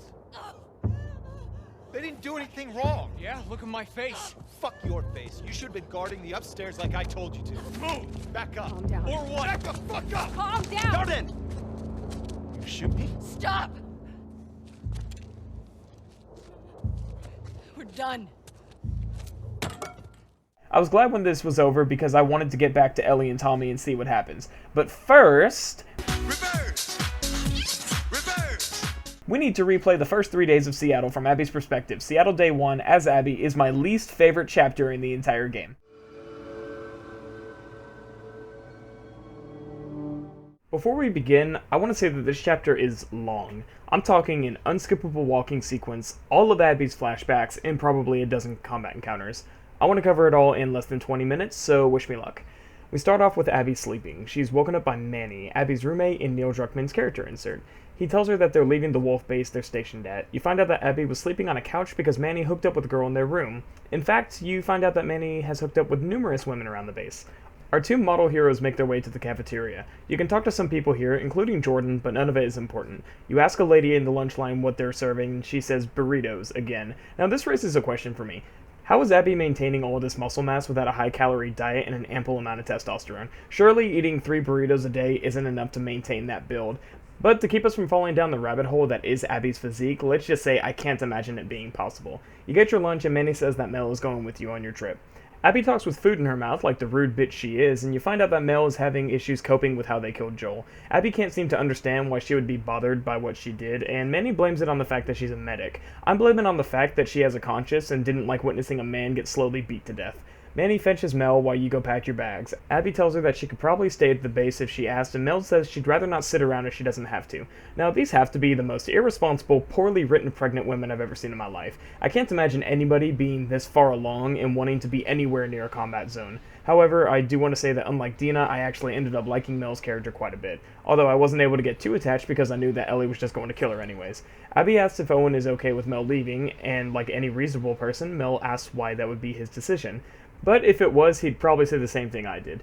You go get Alice, the German Shepherd. You should remember her, seeing as we stabbed her to death earlier. You also get a chance to play fetch with Bear. You should remember him too. This is one of several times you get to play with dogs. As you can imagine, this is going to come back later whenever I finally crack the curious case of why is Salty making a note of every dog in the game. You move to the armory and get a quick shooting minigame where you completely demolish Manny at the gun range. I'm just going to pan over the absolute shit ton of ammo these guys have here and ask again, why didn't Jordan just shoot Dina? Manny gets in the truck and says that Alice gets to ride in the front. Abby tells him Mel's pregnant and he says that this is a good opportunity for them to talk out their differences. I don't think that's a good excuse for making a pregnant woman ride in the back, but okay. Abby says that she's been taking on some extra assignments lately, and then Mel mentions that Owen has too, and she hasn't seen him in almost 2 weeks. Abby blames it on what they did to Joel and says that it shook him up a bit. Then a bunch of scars come out of nowhere, and you're in an on-rail shooting section. Your car gets hit by a Molotov and you crash near a building. I bet Manny Bill's smart putting Mel in the back now, huh? You head into a warehouse and clear out the infected. Abby decides to go parkouring on some shelves, but forgot this isn't dying light and caused the entire aisle to collapse. Now you're pinned and more infected that had no interest in my pipe bombs and gunshots decided to come in. Alice mauls a clicker like a good girl and you fight your way out. You get out of the warehouse and you hear them talking about when there was a truce between the wolves and the scars. It sounds like this. Remember when we could pass through this area without getting jumped by scars? Getting nostalgic about the truce? Easier days, huh? Too easy. We let our guard down, and they strung up an entire squad. That was in retaliation to us shooting those kids. Okay, but those kids attacked our guys. What would you do? I don't know, not riddle them with bullets? I'd rather save our people. Manny, they're kids. It's not their fault. Not our fault either. Those deaths are on them. Okay. I think Abby's reaction perfectly exemplifies her character. She really doesn't care about anything. This isn't the same kind of apathy that Joel showed in the first game, this is just her being a bitch. You move into the warehouse and almost murder a pregnant woman with a garage door. You then send that same pregnant woman parkouring over some beams. Seriously, this is not something that Mel should be doing. There are plenty of things in here Abby can climb on, but this is the plan they settle on. Abby makes some comments about her fear of heights, and if you look down, you can actually see her vertigo starting to hit. It's a nice attention to detail that I like about playing as Abby. In fact, now's a good time to say that as much as I don't like Abby's character, I like playing as her more because she has better weapons than Ellie. But I'm sure they did that on purpose. You kill some more scars and get cornered whenever a truck full of America's finest arrives to help out. You ride back to the base and find out that Mel got shot. She doesn't seem concerned, which strikes me as odd considering she's, pregnant. You meet Nora and she shows you that someone named Danny was shot by Owen. On my first playthrough, I got Danny and Jordan confused and thought this was a massive plot hole, but that's also because Danny is never mentioned once in this entire game until now, and they barely show his face. Nora tells Abby and Manny not to say anything to Isaac, and we all pinky swear stamp it so that you know it's legit. You finally get to meet the infamous Isaac, and he tells you that he is mounting a full D-Day style assault on Scars Island, and he wants you to lead the assaults. Abby says she wants Owen on her squad, and somehow Isaac realizes that Nora told them what happened, but I guess he's just smart. You find out that Owen shot Danny to protect Scar, and Isaac refuses to let Abby bring him in, but she decides she's going to go get him anyways. We now have a flashback to Abby and Owen 3 years earlier. I'm going to skip 90% of this because it's boring, cringy, and most of it doesn't do anything except show that Abby and Owen used to date, but we already knew that from the very beginning of the game. Abby and Owen find an aquarium, an old sailboat, and discover that a family used to live here. The mother was murdered before they arrived, and their children left to join the Scars. Owen defends the Scars against Abby by saying that the Fireflies used to be likened to terrorists and everything is based on perspective. Owen's a pretty good guy, but he dates some of the ugliest women I've ever seen in my life. Owen keeps trying to convince Abby to blow off training, and she doesn't do it for some reason. That's literally a 20-minute flashback in less than 10 sentences. You cut back to Manny showing Abby a back way out of the base. You travel, kill infected, kill Scars, and eventually wander into a Scar camp. You get tackled by a big girl, and Abby uses Mike Tyson's patented ear removal technique right before she gets knocked out by a woman with a hammer. Just for reference, this is easily 45 minutes to an hour of gameplay that is just wandering through combat arenas, looting certain areas, and interacting with various notes. On paper, this chapter feels very padded. While Abby's unconscious, we have another flashback to the aquarium from 4 months ago. Owen has officially moved in and is making himself at home. You find out that he's making alcohol and you have an archery minigame to play. You head upstairs after and Owen mentions that him and Mel have been dating for a year by now. Abby tells him that she found out where Tommy is staying from some Fireflies that served with him and got permission from Isaac to take everybody to get justice. Owen is skeptical that he's still there and Abby says this. It's a lead. I gotta see it through. Remember that quote. Owen asks if she told everyone else, and she says that everybody, including Mel, is on board with the plan. It's very obvious that Owen doesn't want to go through with this, but he does it because he cares about Abby, which is something else I want you to remember. If you haven't guessed by now, I think Owen is one of my favorite characters from Abby's pool, but I want to give it a little bit longer before going into why. You wake up and you're being dragged through the woods by some Scars. They put a noose around Abby's neck and are about to do the same thing Ellie witnessed in the park while on her way to the hospital. They stop after another captive named Yara is brought to them. She spits on the woman's face and they break her arm with a hammer. Before they can kill her, an archer kills one of the Scars and Yara kills the other. Abby then chokes out the last with her legs and Yara stabs her with a hammer. The woman falls over and Abby is now hanging from her neck. From the time she starts hanging until she is cut down, a total of 40 seconds pass. Now, I'm sure somebody can survive drowning for 40 seconds, but I seriously doubt that your neck can support the weight of your body for that long before blood flow is cut off and you become unconscious. Now, according to the internet, everyone's favorite source, it takes about 4 minutes to actually kill you from hanging, but for how tight that noose is, I feel like Abby would already be unconscious. I may actually be wrong about this one, but I wanted to mention it anyways because it never seemed realistic while watching. The boy Lev cuts Abby down just as some stalkers arrive. You grab the hammer and are somehow able to hit more times than usual before it breaks. You then make a run for it when you're attacked by Big Mama again. She's a little upsetty spaghetti because of Abby giving her the Mike Tyson experience earlier, but she proceeds to give it to her again in a pseudo-boss battle that involves you dodging and punching. So yeah, it's a glorified QuickTime event. You kill her and conveniently the woman kept her backpack with all of her stuff in it. This comes off as even more contrived whenever you move into a building immediately after and Lev says they can't touch anything because it's old world. You do find out a little later that there are exceptions made for soldiers, but Yara actually is a Scar soldier, so why shouldn't she be allowed to take anything? The whole scene is just ridiculous, and it's a pretty stupid way of getting your stuff back to you. Abby asked why the Scars are chasing them, and Lev said it was because he shaved his head. Abby writes it off as him lying to avoid giving the actual reason, and we move on. Abby boosts both Yara and Lev out the building to open the door on the other side, but they say it's stuck. You fight some infected, and when you turn around, they're gone. This was really stupid of Abby to do because she could have just as easily boosted one of them out of the door and had one of them to help. They could have helped you with the first wave, and then Yara or Lev would have asked for more help to open the door, and once they were out, they would have left. It would feel a lot more realistic seeing as Abby already doesn't trust them, so why would she give them both a chance to just leave her? Thank you for tuning in to Naughty Dog Made Character Do Big Dumb Volume 3. Lev kicks out a window of a van that was stuck in the wall and you crawl through to escape. You now carry Yara to a shelter and help fix her arm on a nice piece of wood before leaving and heading to the aquarium. You pass through a wrecked ship where you get the crossbow. You later arrive at the aquarium and find Owen getting drunk in a sailboat. He tells you that he and Danny were about to kill some Scars when one of the old men refused to fight back. Owen couldn't bring himself to kill him and told Danny that he was done with the wolves. Danny pointed his gun at him and Owen shot him in the struggle. It really seems like Abby's friends like pointing their guns at Owen, which makes me think that he made the right call. Abby says she can explain everything to Isaac and Owen tells her he isn't going back. He says he's tired and he doesn't want to fight over land he doesn't care about, and that he heard a rumor several times that Fireflies are regrouping in Santa Barbara. Abby tells him that the Fireflies are gone and Owen says this. It's a lead. I gotta see it through. Abby asks about Mel and Owen says that she'll be safe here in Seattle. This may seem like a shitty decision, but just keep in mind he's drunk and he most likely doesn't want to drag his pregnant girlfriend across the country on a rumor that could turn into a trap. I'm going to spoil things now and say this actually would have been the right call, but not for a reason you think right now. Abby tells him that she'll talk to him when he's sober and he tells her not to treat him like he's crazy. Abby tells him she wants nothing to do with the Fireflies, which irritates him more. Then this happens. Sorry I grew up. You should try it. Oh yeah, how do I do that, Abby? Should I go find the people that killed my family? Cut into them? I could torture them until they're crying, you know?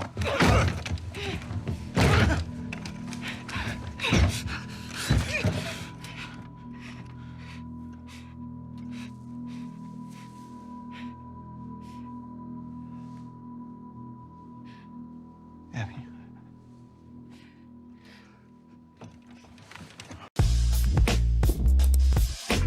Yeah, so let's talk about everything good in the scene right up until a completely unnecessary sex scene that I can't imagine anybody actually wanted. Owen and Abby both have a similar kind of obsession. Abby was obsessed with avenging her father when Owen wanted her to try and let go. He never actually says this, but I feel like he displays it in his actions right back to the beginning of the game when he says that her revenge isn't worth any cost. However, Owen has never quite let go either. He clearly misses working for the Fireflies in the sense of purpose that he had until Joel's massacre, and he wants to go back to them just as much as Abby wanted Joel dead. Ironically, neither of them actually understand the other's obsession, which leads to this confrontation. The big problem with that is that Abby should understand this. You would think Owen telling her the same thing she told him in the flashback would help her realize that this is something Owen needs to do. He isn't happy with the wolves, and he needs to find out for sure the Fireflies could still be out there. Switching gears, Owen is clearly shaken up about what happened in Jackson. You can tell by the way he's talking to Abby, he held a level of disgust for their actions, and he shows in not so many words that he isn't very proud of it. Now, you could argue that Abby feels the same way and she's just hiding it, but I think more evidence points to the contrary. Abby doesn't regard human life the way Owen does. This is seen during the conversation with Mel and Manny in the beginning of the chapter. I think she honestly just gets pissed off that Owen would question her decision to go after Joel in the first place more than I think she has any sort of regrets for it.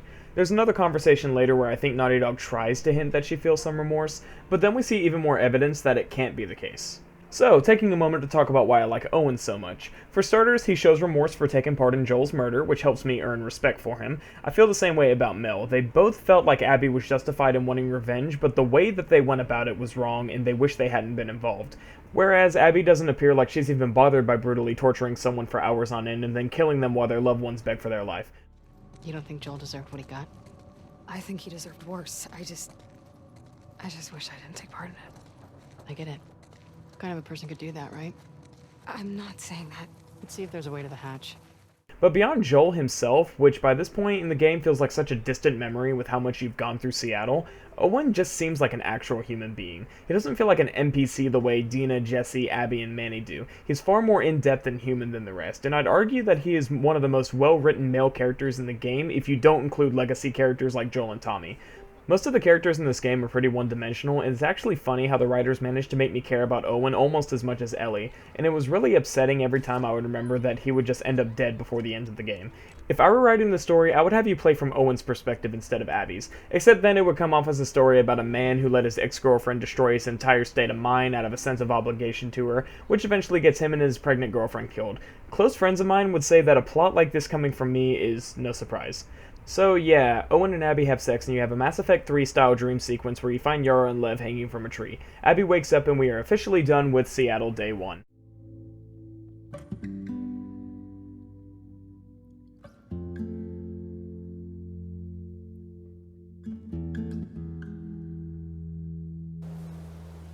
Seattle Day 2 begins with us going back to save Yara and Lev. All I'm going to say about this part is that being fat doesn't mean you can take more bullets to the head before dying. This is stupid. At least make them wear helmets or something so this makes sense. You dispose of the big bad scars and make your way to Yara. You bring her and Lev back to the aquarium and they almost get mauled by a German Shepherd. Conveniently, Mel is here so she can amputate Yara's arm, but before you can just go cutting off limbs, you need the proper equipment. In a surprising twist, the aquarium actually doesn't have the surgical equipment we need, so we have to go to the hospital. Lev says he knows a shortcut that the wolves don't know about. Owen tells Abby that Mel just showed up and she doesn't know about their late night spelunking trip. Abby says that she doesn't care, and Owen says that he does. Man, Abby is a real bitch. You make your way to the buildings, and Abby asks Lev again why he's being hunted. He says he wasn't lying, and they actually want to kill him because he shaved his head. Lev makes a comment saying he's scared for his mom because she'll be blamed for what he did. Apparently their mom is very devout to their faith. You kill some infected in a way that is impossible with stealth. There's some back and forth about Lev asking Abby to stop calling the Seraphites scars because apparently it's offensive. You climb a ladder and Lev gets shot by some cars. Oh my god. I'm going to go ahead and break character here for a minute and say I screw up like this all the freaking time reading this script, but this one's staying in. Lev gets shot by some scars and they call him Lily. After the fight, Lev asks if you want to ask him about what they called him, and Abby asks if you want him to. That's really hard to read. He says no and you move on. This entire section gives a lot of context into the beliefs of the scars, and honestly it's pretty good. I do think the scars are a missed opportunity though. Despite the fact that the scars are the stereotypical religious cultists, I actually think they're a really good faction. However, there is one thing that kills it for me. Whenever you first run into scars, they don't say a word and you only hear them whistling to communicate with each other. As time goes on, you hear them having idle conversations the way the wolves do. I feel like this lessens the suspense around them significantly. It makes them feel like regular people instead of the crazed cultists the game wants you to believe they are. I think that this faction would have been significantly improved if you never heard them speak to each other and they only communicate via whistling. You would be convinced that they are literally insane, and then whenever you get this interaction with Lev, it would actually begin to humanize them a lot more as you play as the character who actively refuses to see them as people. Hearing them talk as you sneak around just makes them seem too normal when the game makes every attempt to paint them as evil. Moving on, you climb higher and kill more scars, then Abby has a panic attack during an elevator trip just like my sister used to as a kid when we drove on bridges over water. Lev then quotes some prophet wisdom about how fear makes you stronger. Abby asks him why he is so devout to his faith if they are trying to kill him, and he says the scars are taking their prophet's words out of context and she wouldn't have approved of all the executions. Abby gets a case of Butterfingers while crossing the bridge and falls off, but conveniently there's a swimming pool that is still full of water after all these years, so no real harm is done. But we all know that her plot armor could have probably tanked to drop all the way to the ground, so I don't know why she didn't just let go. Abby asks Lev how to get down and he says that he's never been on this side of the building before. Lev continues to have religious conversations about Abby and she makes it clear that she is a staunch nihilist. He asks why she came back for him and Yara and she says this. Guilt. Of what? You don't owe us anything.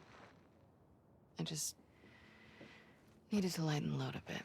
This is the part I mentioned earlier where you could argue that she feels guilty for what she did to Joel, but I don't think this is the case. She didn't go back for Yara and Lev until after she slept with Owen, and it's more likely she's guilty because she screwed Mel's boyfriend than it is because she feels any remorse for what happened to Joel.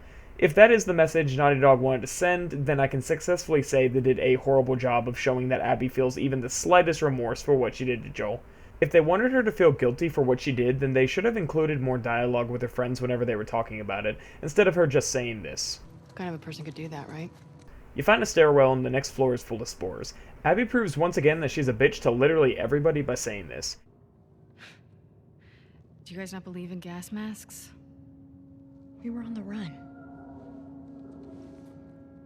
You enter a room to find a gas mask for Liv. Finally. If you're gonna kill yourself, don't ruin the mask.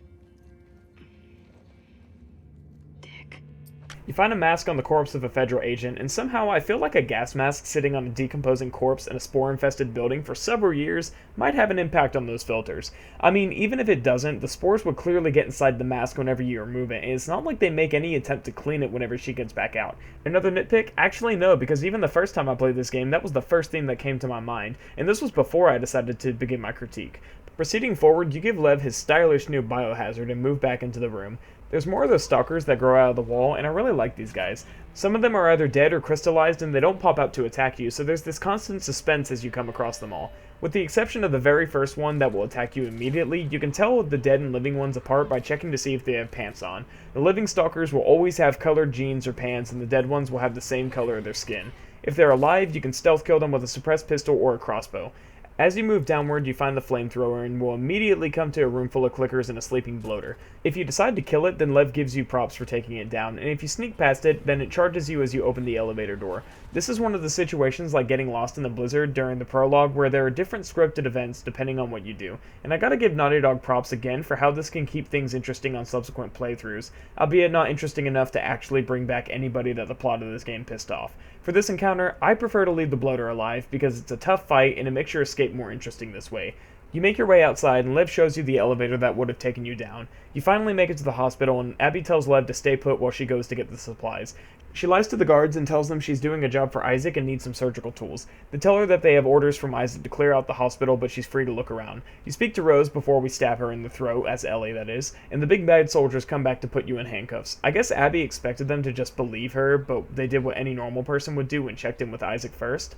Abby laments how she didn't have these handcuffs when her and Owen got it on earlier, but doesn't resist. Nora comes along to set you free and tells you that there are medical supplies on the lower floors. However, because this game is this game, there's a catch. The emergency room on the lower floor was ground zero for the outbreak in Seattle. This is actually the spore-filled floor we killed Nora in as Ellie, so this may have been expected for some of you with good memory. Don't feel bad if you forgot while playing, because this happened maybe 6 hours of gameplay ago. If you don't believe me, just my footage from when we start playing as Abby until now is 4 hours long. I cannot stress enough how much I have to condense these chapters. You make your way to the emergency room, and this is where the game spikes in absurdity for a lot of people from what I've read. You turn on the power and kill some clickers, and when you leave the room, a locked door is not open, it is broken. This sight is honestly quite repulsive, and it looks like something has birthed from this bloody, infected womb. It's disgusting, yet terrifying at the same time, because we know that a bloater isn't responsible for this. You enter the parking garage and find an ambulance with the trauma kit you need. I'm not sure what the likelihood of surgical tools being in an ambulance is, but I'm not given a lot of time to think about it because a fucking BOW tries to kill me as I'm contemplating the possibility. You kick out a window and escape just before it catches you, and you're now in another escape sequence as you run for Big Chungus over here. It grabs onto you and you hit it a couple of times with the fire axe you found before the floor collapses. This thing is now a boss fight and it's your job to kill it. If you turn around, you'll notice that there is a lot of rooms you can run and hide in that you have ample amounts of ammo to find. Why a hospital has this much ammo is beyond me, but it's necessary for this fight to be doable. It has more of a Batman Arkham feel with how every room changes after you've hidden in there. Doors are destroyed and, well, doors are destroyed. Still, it reminded me of the Mr. Freeze fight from Arkham City for some reason.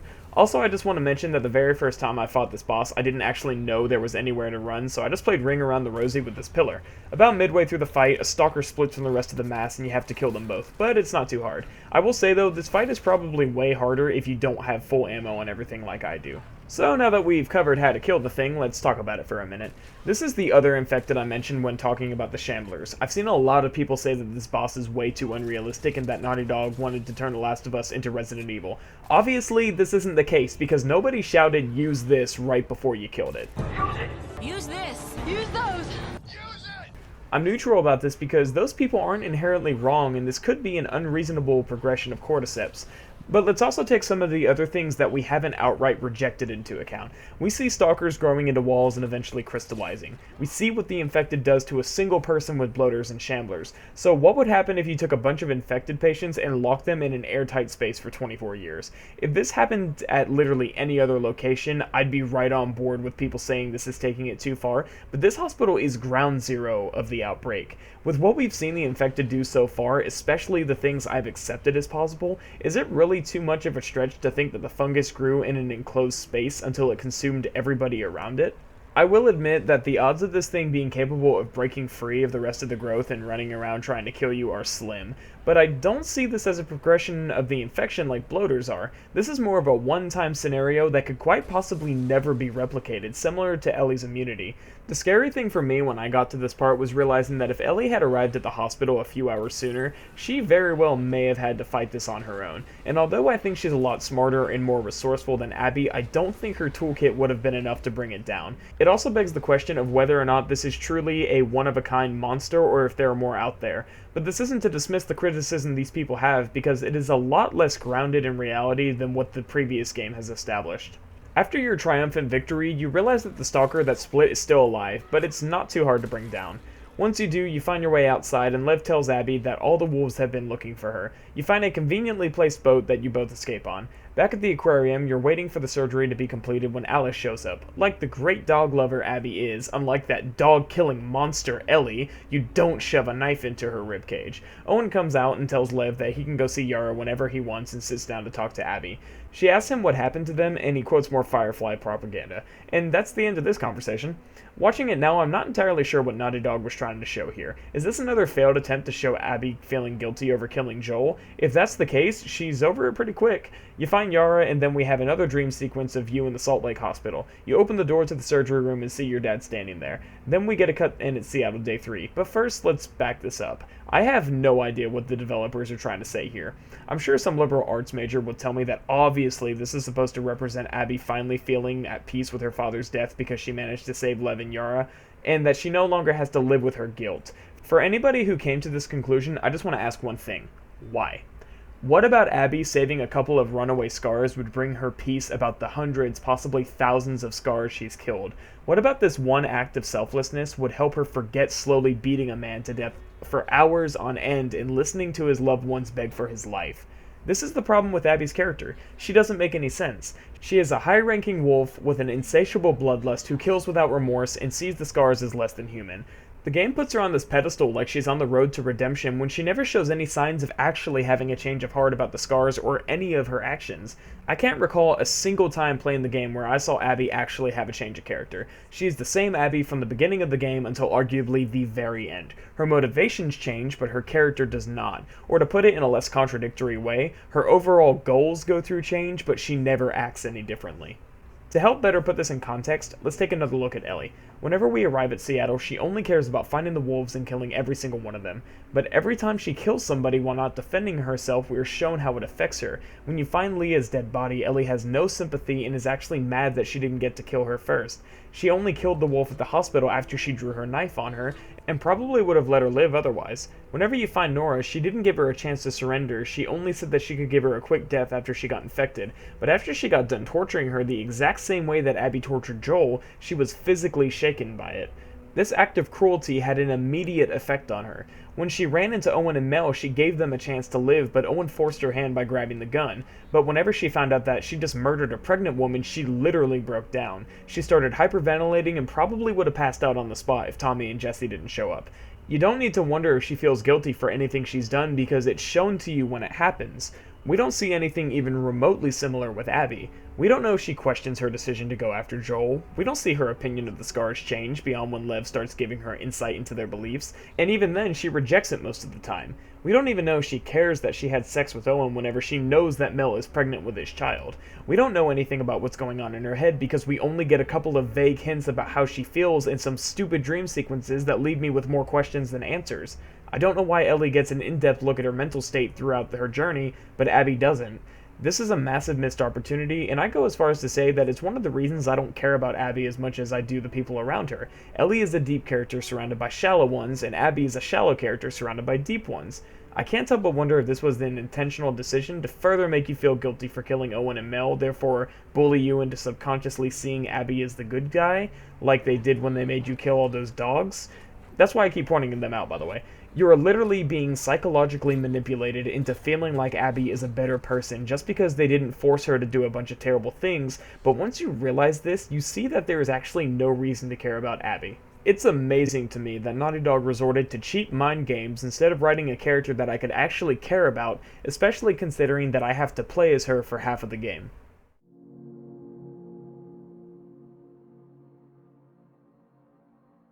Seattle Day 3 is relatively short story-wise, and shouldn't take too long to cover until we get back to the climax. It starts with Abby waking up in the aquarium. Lev and Yara are arguing about leaving their mother behind. Lev wants to go back for her, but Yara says that she will only care that they broke the rules. Lev cusses her out and says that he would have gone back for her, and then storms off. Mel comes out and tells Abby what all the ruckus is about. Apparently Owen invited them to go to Santa Barbara with him, and Lev doesn't want to leave Seattle. Mel tells Abby that she's going with him, but only if Abby doesn't go. The exchange goes like this. What? He may fall for your little act with these kids, but I don't. There's nothing to fall for. Isaac's top scar killer suddenly had a change of heart? Nothing to do with Owen, right? I haven't always done the right thing. You're a piece of shit, Abby. You always have been.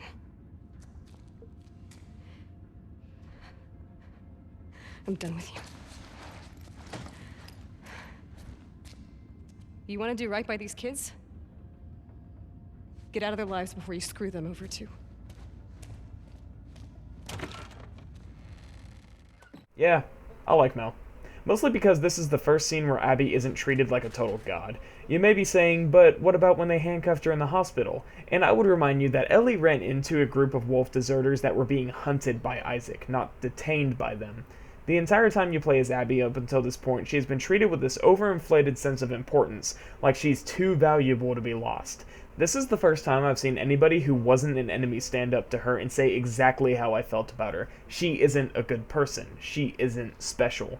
Joel wasn't a good person either, but the first game never tried to convince you that he was. The same can't be said about Abby. Yara comes over to interrupt our crying session. Lev ran off, and it's our job to go find him. Yara mentions how Lev is too concerned about their mom and that he needs to worry about himself more. This actually makes sense, considering that everyone he knows wants him dead. Yara mentions that their mom is so devout to their faith that she probably wouldn't be punished for what Lev did. She also says that nobody could convince her to leave Seattle and that she's more likely to kill Lev herself than to go with him. You turn the corner and see a big, scary German Shepherd holding a dog toy. You take a moment to stop looking for Lev and throw the toy for her. Yara stops to talk to Abby and asks her how much Lev told her. You mention how you heard some scars call him Lily, and it's revealed that Lev is actually a girl who identifies as a boy and shaved their head when they got their community role. Lev wanted to be a warrior like Yara, but he was actually assigned to be a wife to one of the elders. Not only is this disgusting, because he's like 10, but it also shows a little bit more about life with the scars. So, as usual, let's talk about this for a moment. First and foremost, I don't want to open the can of worms that is the proper way to refer to a trans person, so I'm just going to refer to Lev as he, because that's what the game does, and that's how I've been referring to him up until this point. Secondly, I've seen a lot of people criticize this, and I mean like, a lot. I have heard, but have not confirmed, that people who are part of the LGBT have agreed that this is a poor representation of trans people, but like I said, I haven't been able to confirm this, so it may just be words of a pissed off fan. If anyone watching this video is actually part of the community, please let me know how you feel about Lev's character, because I personally don't mind this decision, but I really want to know what you think. I don't like forced political or social topics in my video games any more than the next guy, and I think it can only serve to hurt a video game if it's done poorly, but this decision never actually felt forced to me like it did with Dina. I'd argue that Lev is more like Bill with how they handled it. Admittedly, this may vary depending on whether or not you figured this twist out for yourself whenever the scars called Lev Lily, which by the way you can hear them talking about as far back as when you played as Ellie on your way to the hospital. Did you hear what Lily did? I did. Shameful. But not all that surprising. Her sister, though. I was shocked. Their poor mother. She should have sensed that something was off, though. but that detail was so far away in my mind I honestly forgot about it. I kinda wrote it off when I first heard it anyways, so that may be why. Whenever you hear about Dina in your very first conversation with Jesse, you find out that she's his ex and that her and Ellie kissed. Everything after is Dina flirting with Ellie, them having sex after opening a can of weed, and non-stop chick flick bullshit that I never cared about. Lev never once brought up that they were a biological female. Yara refers to Lev as her brother the entire time, and depending on how you view the character, they will either sound like a boy or a girl. Before the twist, I thought that Lev sounded like a usual 10-year-old boy. After the twist, I realized that the voice was a little more feminine, but I just never noticed.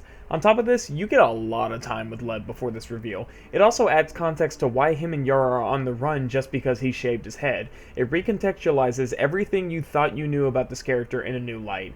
And yes, it is annoying whenever video game companies make me pay for their political pandering, if that's the word you want to use in this situation. And I'm sure it helps that I never actually paid for the game, but I think Naughty Dog handled this one well. It becomes part of Lev's character without being the only thing interesting about Lev's character, and that's why I liked him. But before we move on, I'd like to take a moment to defend anybody and everybody who doesn't like this decision. I don't think that people hated it because they're transphobic, the same way I don't dislike Dina just because she's bi. I think that it comes with how late in the game we are and the fact that we have had characters like Dina plastering their sexuality as their only main trait.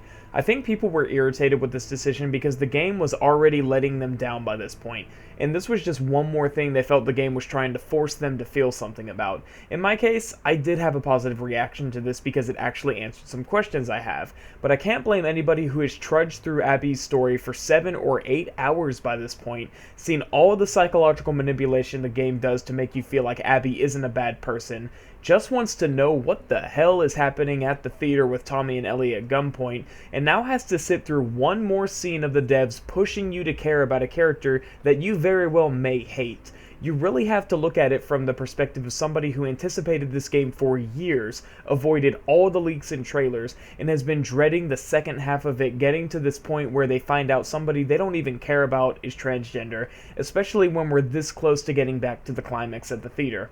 Looking through that lens, I can understand why somebody would hate this scene. However, that wasn't my reaction, and maybe it wasn't yours either. But just because somebody feels differently about something doesn't make them wrong. It just means that the game didn't resonate with them the same way that it did for you or me. You go to the gift shop to find Lev a toy so Yara can apologize for them fighting. Yara tells Abby that Mel is wrong and she isn't a shitty person. Abby says that she doesn't even know her, and Yara says that she knows enough. Except, she's wrong. Abby is 100% a shitty person. Owen shows up and asks Abby if she's going to Santa Barbara. Abby says she can't, and Owen says that they can work things out and they deserve to be happy. So here's the thing. Owen has dated Mel for a year before he got her pregnant. There is no indication that things between them are shaky, and now all of a sudden he decides that he loves Abby more and wants to leave his pregnant girlfriend for her. Why? If things between him and Mel were so bad, he could have broken up with her well before now. But the only sign of that being the case is Mel telling you that he's been taking on extra assignments, which, by the way, she is suspicious of Abby and Owen meeting up and sleeping together from the very start, which Abby proves to be true when she does it without hesitation. This just doesn't make any sense, and it seems like the devs wanted a love triangle but didn't know how to do it right. Lev gets on a boat and heads towards Scar Island. He has decided to go after his mother alone, and it's our job to go rescue him. Owen says that he's coming with us, and Abby shuts him down harder than modern parents when their son asks for V-Bucks for the new Fortnite skin for the 3rd time this week. Actually, you are. I can help. Yeah, by staying here and fixing the fucking sailboat. Get your priorities straight. You head out to find a boat and hear gunshots in the distance. Abby tells Yara to stay put while she handles it, and you're tackled by Manny right before you get blasted by a sniper rifle. Manny tells you that the sniper is a pro Widowmaker with a 3500 SR. He also mentions that it's a trespasser shooting at you, but I missed that my first time through. You travel from cover to cover, and there's no achievement for not getting hit, so I'm sure it's possible, but I could never really pull it off myself. After you make it to the parking garage, the sniper starts shooting the cars to draw infected towards you. It's actually pretty difficult killing them all before they get too close, because once you stand up, you're pretty likely to get shot. Thankfully, it doesn't kill you instantly, but it might on the highest difficulties, I really don't know. You make your way to the bridge and chase the sniper through a building. This time, I think the shots do kill you instantly. They close the garage door behind them, and Manny tells you not to open it because they'll be waiting and you should go around. The door you're trying to get through is blocked, but suddenly... Play of the game.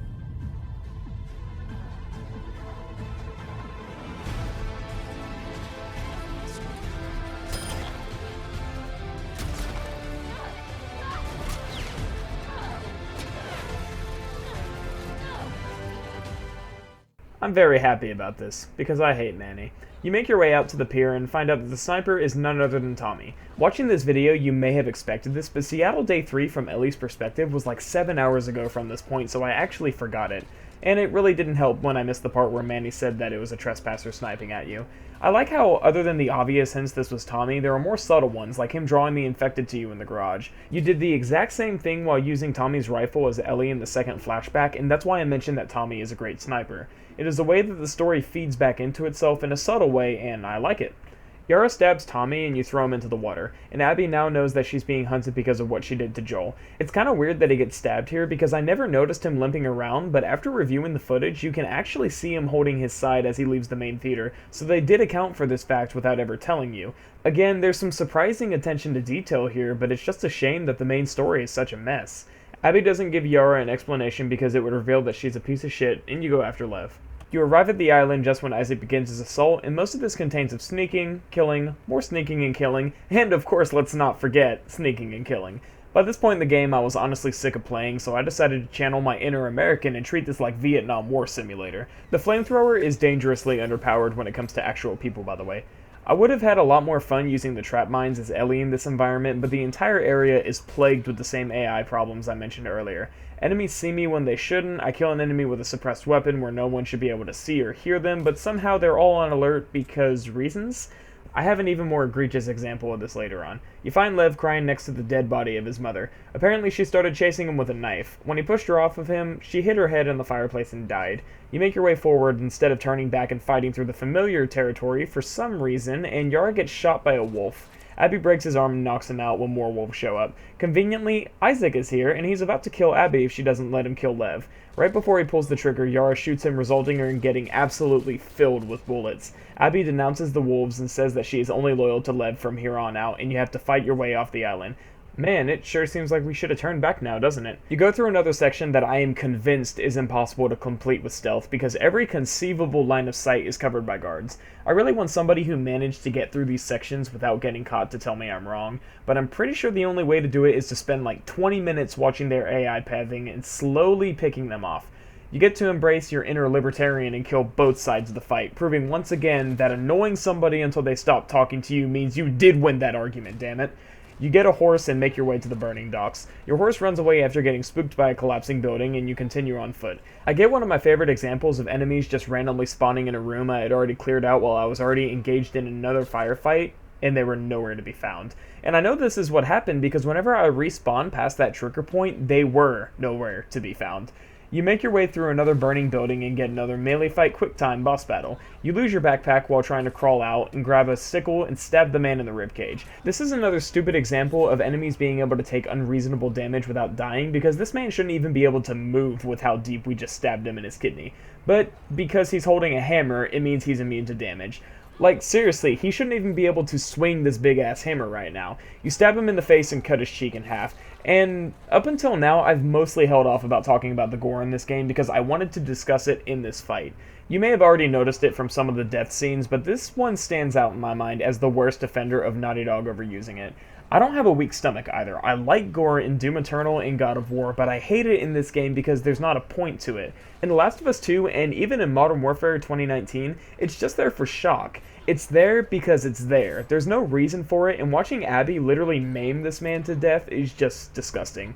At least with the super infected, there's a reason for the disgust, but there's no reason here except shock value. And I think the reason it stands out for me is because games like Doom Eternal and God of War are expected to be bloody, but The Last of Us has always been more grounded and reserved, and saved the disgust for how the infected mutate into these monstrous zombies. And it's really bad in Modern Warfare's campaign too, if you haven't played it. You finally make your way to the boat and watch the wolves and scars kill each other. This conflict has gained nothing except pointless death. Guys, there's been a lot of death. I'm very sorry. This conflict has gained nothing but pointless death, which if you want to look too deep into this, you could say that it's a metaphor of Ellie and Abby's conflict as well. You get back to the aquarium and find Mel and Owen's dead body, as well as the map Ellie dropped after she killed them. She concludes that Tommy hunted them down and decides to go after them. We now cut back to Ellie and Tommy, right? Wrong! You enter through a cracked window with a cable leading to the generator that's powering the theater. The fools! They've left themselves susceptible to danger. I must show them the error of their ways. true example. You find the pictures that were in Leah's bag, and you can hear some wolves speaking on the radio. Almost everybody who went to the island was killed, and Isaac was confirmed dead. You move down and hold Tommy at gunpoint. I'm the open window maniac! I do want to say that the way Abby just immediately snaps to Jesse's head and kills him instantly is so ridiculous. She has never proven to have this level of skill the entire time, but whenever the story needs it, she has inhuman shooting abilities. Tommy stops Abby from killing Ellie, and then Lev shoots him in the leg with an arrow. Abby shoots him in the head, and Ellie runs back through the theater. But wait, we're still playing as Abby? Shouldn't we have switched perspectives already? Oh well. Abby tells Lev to watch the entrance and then proceeds behind the stage. Okay, I'm going to cover this fight briefly. Ellie is now a boss battle, and you get to beat the ever-living shit out of her with Abby. Ellie will cycle through her entire toolset. If you get too close, she'll kill you with a machete, so you need to stun her with a bottle and then Chuck Liddell her to death. She will lay down trap mines and switch from her shotgun to her bow after a couple of stages. You eventually gain the upper hand and give her a UFC Quantum ass-whooping before Dina runs up with a knife and starts swiping at her like it's Fallout 3 combat. Dina proceeds to introduce her face to the floor before attempting to slit her throat. Then this happens. She had nothing to do with this. She's pregnant. Good. Abby.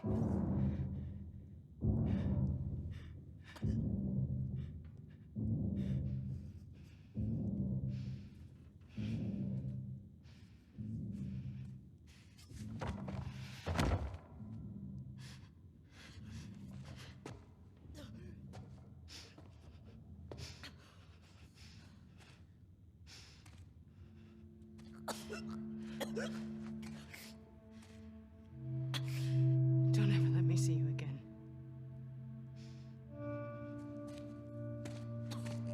Come on.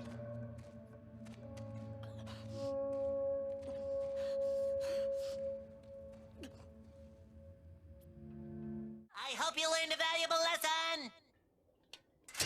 Alright, hold on, let's back up, because there is so much wrong with this and I have a lot to say about it. Let's start from the beginning. Ellie will literally kill you with a machete, shotgun, bow, or trap mines. Why in the blue fuck did she decide to hit Abby with a damn board? She literally could have cleaved her to death with a machete, and it's not like she's any stranger to doing it, because that's how she killed David in the first game when she was 15 years old. She had more than enough time to lay a trap mine that would have blown Abby's legs off, and then she could have finished her off with a shotgun that she will actually kill you with.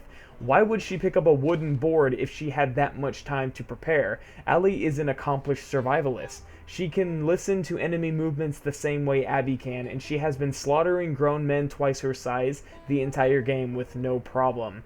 But whenever the story requires it, people have to make stupid decisions. You cannot convince me that Ellie should have lost this fight when she has all of her tools, and all Abby has is a pistol and her fists. Ellie literally used this tactic against David when she was still a teenager, and she handled him just fine. Ellie is smarter than Abby. She has been surviving in much harsher regions for far longer than Abby. She literally has no reason not to be the absolute victor here. This fight brings another massive problem. It proves that Naughty Dog expects the player to sympathize more with Abby than we do with Ellie. Why would they think this is a good decision? Why would they think it's good to force us to fight her? I have an entire game and a half worth of reasons to love Ellie and absolutely no reasons to care about Abby unless you really like zebras. This is where Naughty Dog shows their bias. Again, Abby has none of her tools, and somehow she's able to brute force her way through a fight with Ellie when she's in the prime of her life and completely loaded. Naughty Dog is showing in this scene that they think Abby is superior to Ellie in every way, and it couldn't be further from the truth. I was waiting this entire fight for Ellie to gain the upper hand and then have a shift of perspective where Ellie uses everything in her power to kick Abby's flat ass. But it never does. The developers could not have been more out of touch with their fanbase by thinking that this would be fun for the player. For all of you who played God of War, imagine with me for a second that Baldur kills Kratos, and you play as Atreus for half of the game to hunt him down. Then at the very climax, you switch perspectives to play as Baldur, find out everything we learn about him and his mother, and then are forced to beat the shit out of Atreus. Can you imagine how hated that game would have been with this decision? What was Naughty Dog actually thinking whenever they made this fight? Now, on to my final point. The end of this scene reinforces a massive point I have been saying throughout this half of the video. Abby's character does not change. She is no longer associated with the wolves, and she is loyal to Lev, but she has absolutely no problem killing a pregnant woman. You could argue that in her mind this is payback for Ellie killing Mel, but even then she doesn't even hesitate. Hell, she says good, like she's happy that she's about to slaughter a pregnant woman. The true tragedy here is that Lev is helping Abby kill these people when he doesn't understand any of the context behind it. If Lev knew what Abby had done, I can guarantee you he wouldn't be helping her right now. If anything, he would be neutral.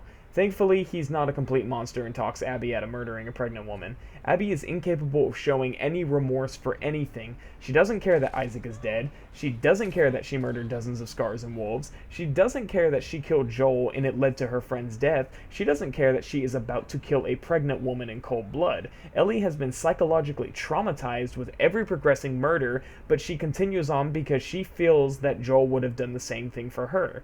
The shittiest thing she did was let Jesse go after Tommy alone, and Jesse didn't even arrive in time to help anyways, so she was right when she said he would be gone by the time they showed up. You could argue that they would have gotten there faster, but considering how AI works in this game, I doubt that would even be true from a gameplay perspective. Abby is a piece of shit who never shows to have any real emotions besides crying after Mel calls her what she is. And yet, this is who Naughty Dog wants to be the true hero of this game. It's literally disgusting.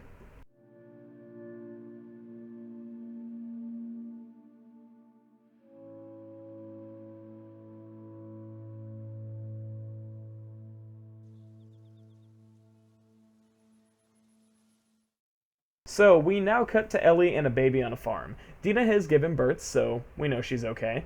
You go downstairs and find Dina in the kitchen, the only place that she's actually useful in this game, and you turn on some music. This scene is extremely cringy in my opinion, and I dreaded having to watch it twice. Everything seems to have worked out for them, and they're just living life on a farm raising Jesse's child. You go outside to a tractor to get the kid's toy, and you can sit down and watch the sunset for as long as you want. This is similar to the scene in the very beginning, except it actually feels earned this time. You then go to a tree and see that Ellie and Dina have embraced their inner schoolgirls by carving their initials with a heart around it. You carve the child's initials and find out his name is JJ, which either stands for Joel Jr., Jesse Jr., or Julian Jr., and I can confidently say it's not Joel. You head out back and find Dina hanging clothes. She's handling these mundane, basic tasks surprisingly well, and I think for the first time in the entire game, she might actually be worth something. She asks Ellie to help put some sheep in the barn, and you bring JJ with you. Honestly, I hate this ending. It's so sappy. It expresses everything I haven't liked about the game, Dina and Ellie's relationship being the only thing that Dina exists for. You can't just drag me through an extremely dark and gory plot just to end with a they lived happily ever after fairy tale bullshit.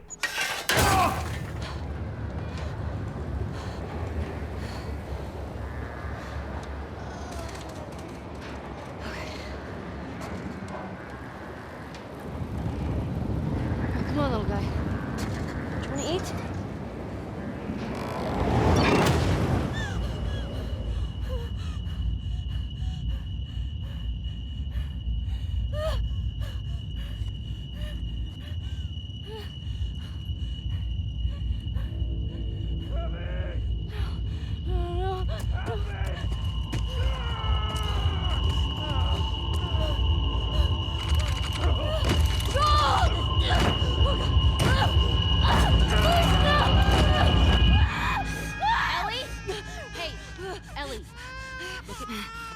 You're home. You're home.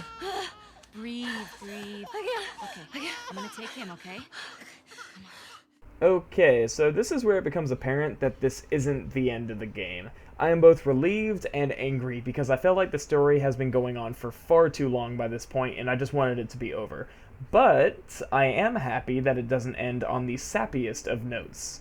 Ellie is still traumatized by what happened to Joel, and there is no it all worked out in the end closing to the plot. You head inside and find out that Tommy is alive and crippled. He tells you that him and Maria are taking some time apart and that he found out where Abby is hiding. Dina shuts him down almost immediately, which is honestly pretty bitchy of her to do. The following scene is pretty good though. We're done with that, so.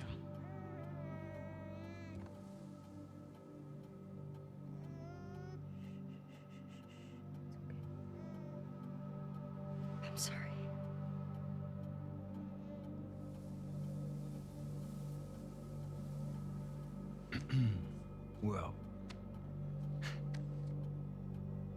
I can't go. I know.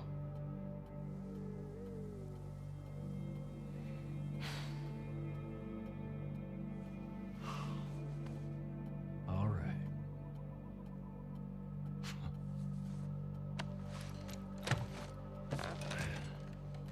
Reckon it's easy. Forget about her. You sitting all comfy way out here? Hey. I'll make her pay. Tommy. That's what you said when we got back to Jackson. Tommy.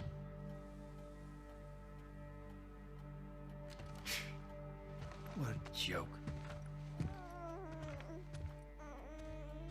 Can you take him, please? Yeah.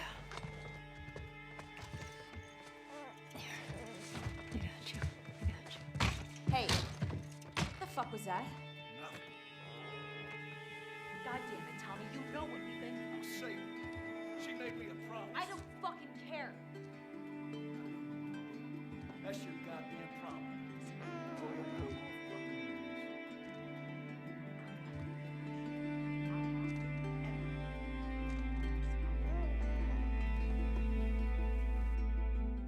Yeah, Dina doesn't really have a right to be telling Tommy what they've been through, considering that she was absent for half of it and is arguably the reason that Tommy is crippled right now.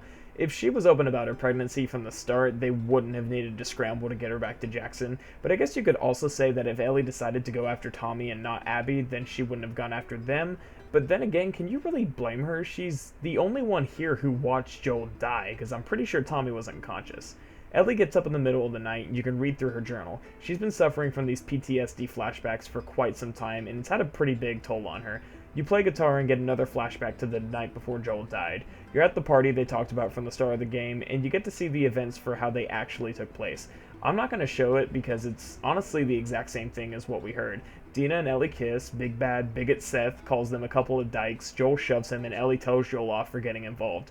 We cut back to Ellie packing her bags, and Dina comes downstairs to tell Ellie to go to bed.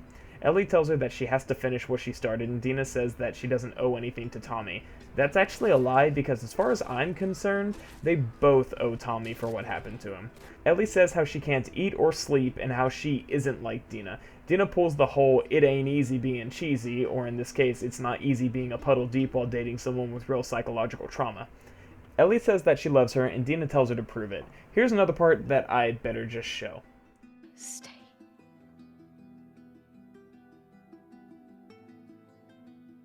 I can't. So what? I'm just supposed to sit here and wait for you? For God knows how long, just thinking you're fucking dead the entire time? I don't plan on dying. Yeah, well, neither did Jesse. Or Joel. Yeah, maybe you shouldn't be saying that to somebody who has a fragile mental state and frequent flashbacks to her father figure's dying screams. Thankfully, Dina remembered her guilt trip trap card and tells Ellie that they have a family and Abby can't be more important than that. But Ellie knew that this would happen, so she brought her immunity doggo trap card to counter Dina's. A true 400 IQ play on her end, I must say. Dina says that if Ellie leaves, she won't be here when she gets back, and Ellie says that's her choice before heading out. This is officially the end of their relationship, and I could not be happier about it. I honestly think that Dina should understand better than anybody why Ellie has to do this, but the truth is, I don't think that she ever truly understood Ellie or her mental state. We now cut back to Abby and Lev, and just... why? This game is long enough. Why can't we just track her down and end this already? Honestly, this does have one of the best scenes in the entire game, so I'm willing to forgive it. You go to the house where the Fireflies are supposed to be regrouping and find it empty, but after moving a bookshelf, you find a radio with a list of frequencies. It turns out that Owen was actually right, and the Fireflies are regrouping in Santa Barbara. They tell you where to go, and you move along all happy that Abby and Lev get such a great ending. Until, of course, the best scene in the entire game happens.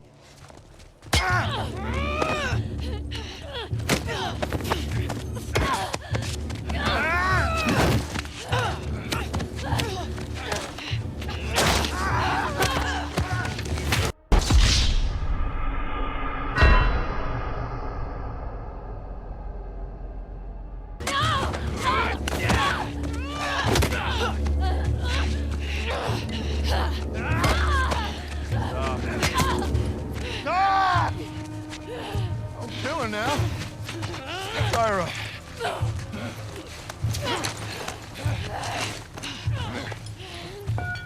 Come here, let me see you. Ready? Wait, what are you doing? Wait. Fuck, man! You're fine. Get that little one.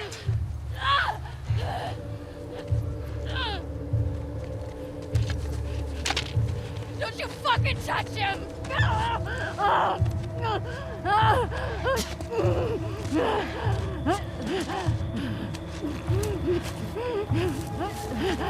Shit. What the hell did I catch?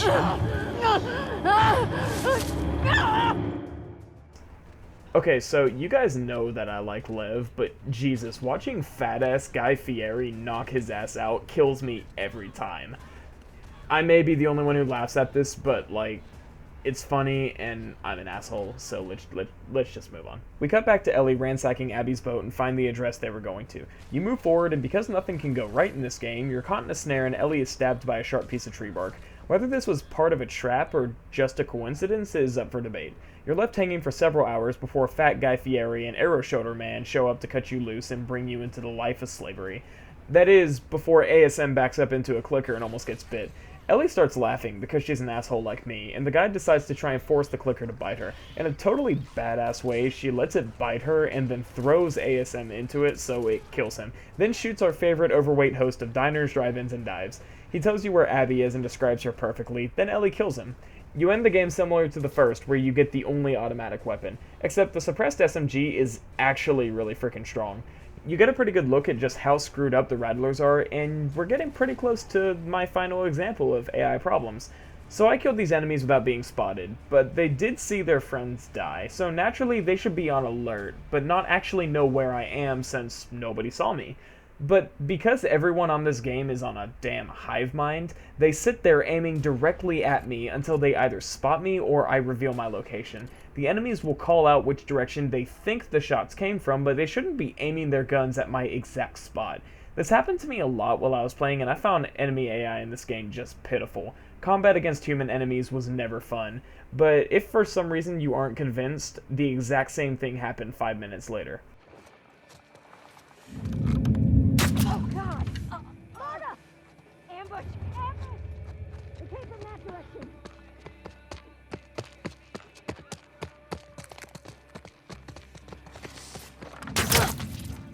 Marta? Both of these women are named Marta, by the way.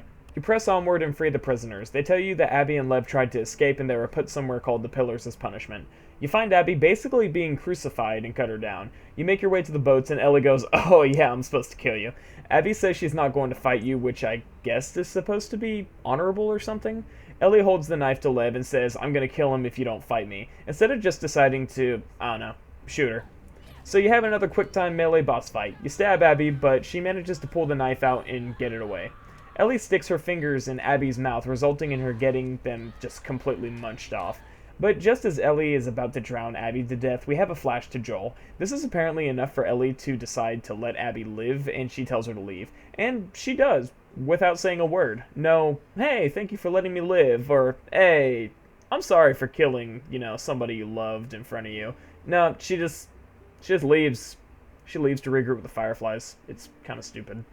We return to the farm and find Dina and JJ gone. She left all of our stuff upstairs. Ellie tries to play guitar, but she can't because she's missing 2 fingers from her fretting hand. We get one final flashback to Joel the night before he dies. It's the last one, so I'll just go ahead and play it out.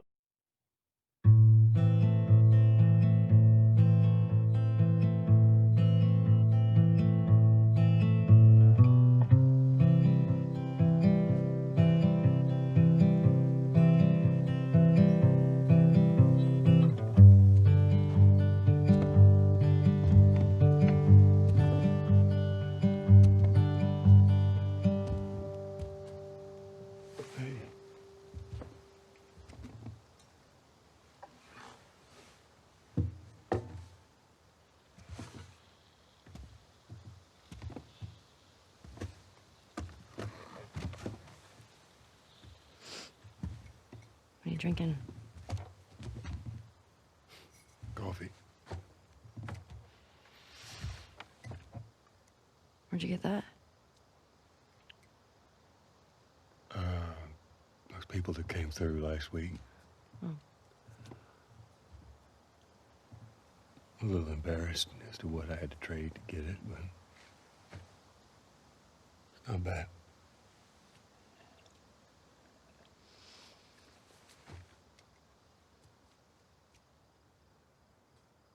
I had Seth under control.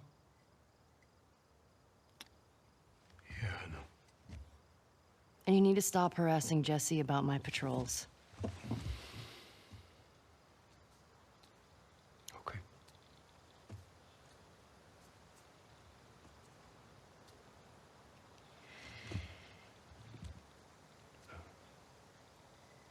Dina. Is she your girlfriend? No. No, that was just one kiss. It doesn't mean anything. I don't know why she did that. But you do like her.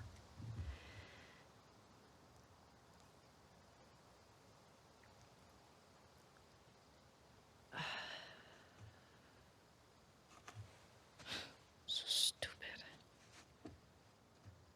I have no idea what that girl's intentions are, but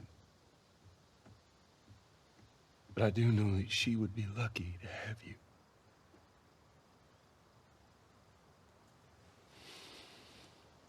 You're such an asshole. I'm not trying to. I was supposed to die in that hospital.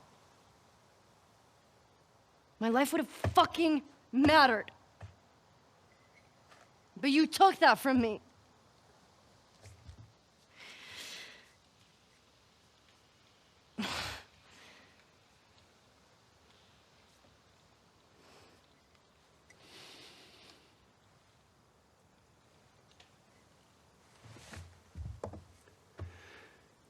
If somehow the Lord gave me a second chance at that moment, I would do it all over again.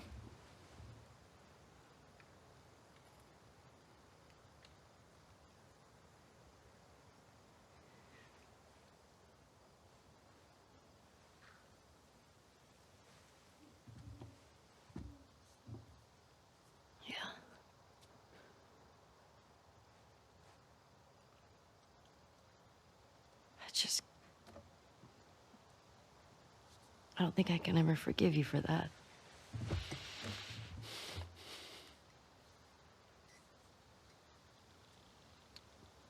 But I would like to try.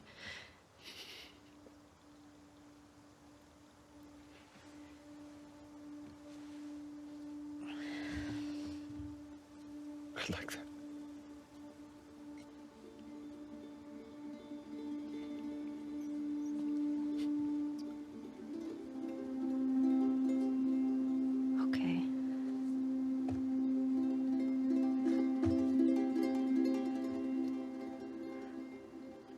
I'll see you around. Yep.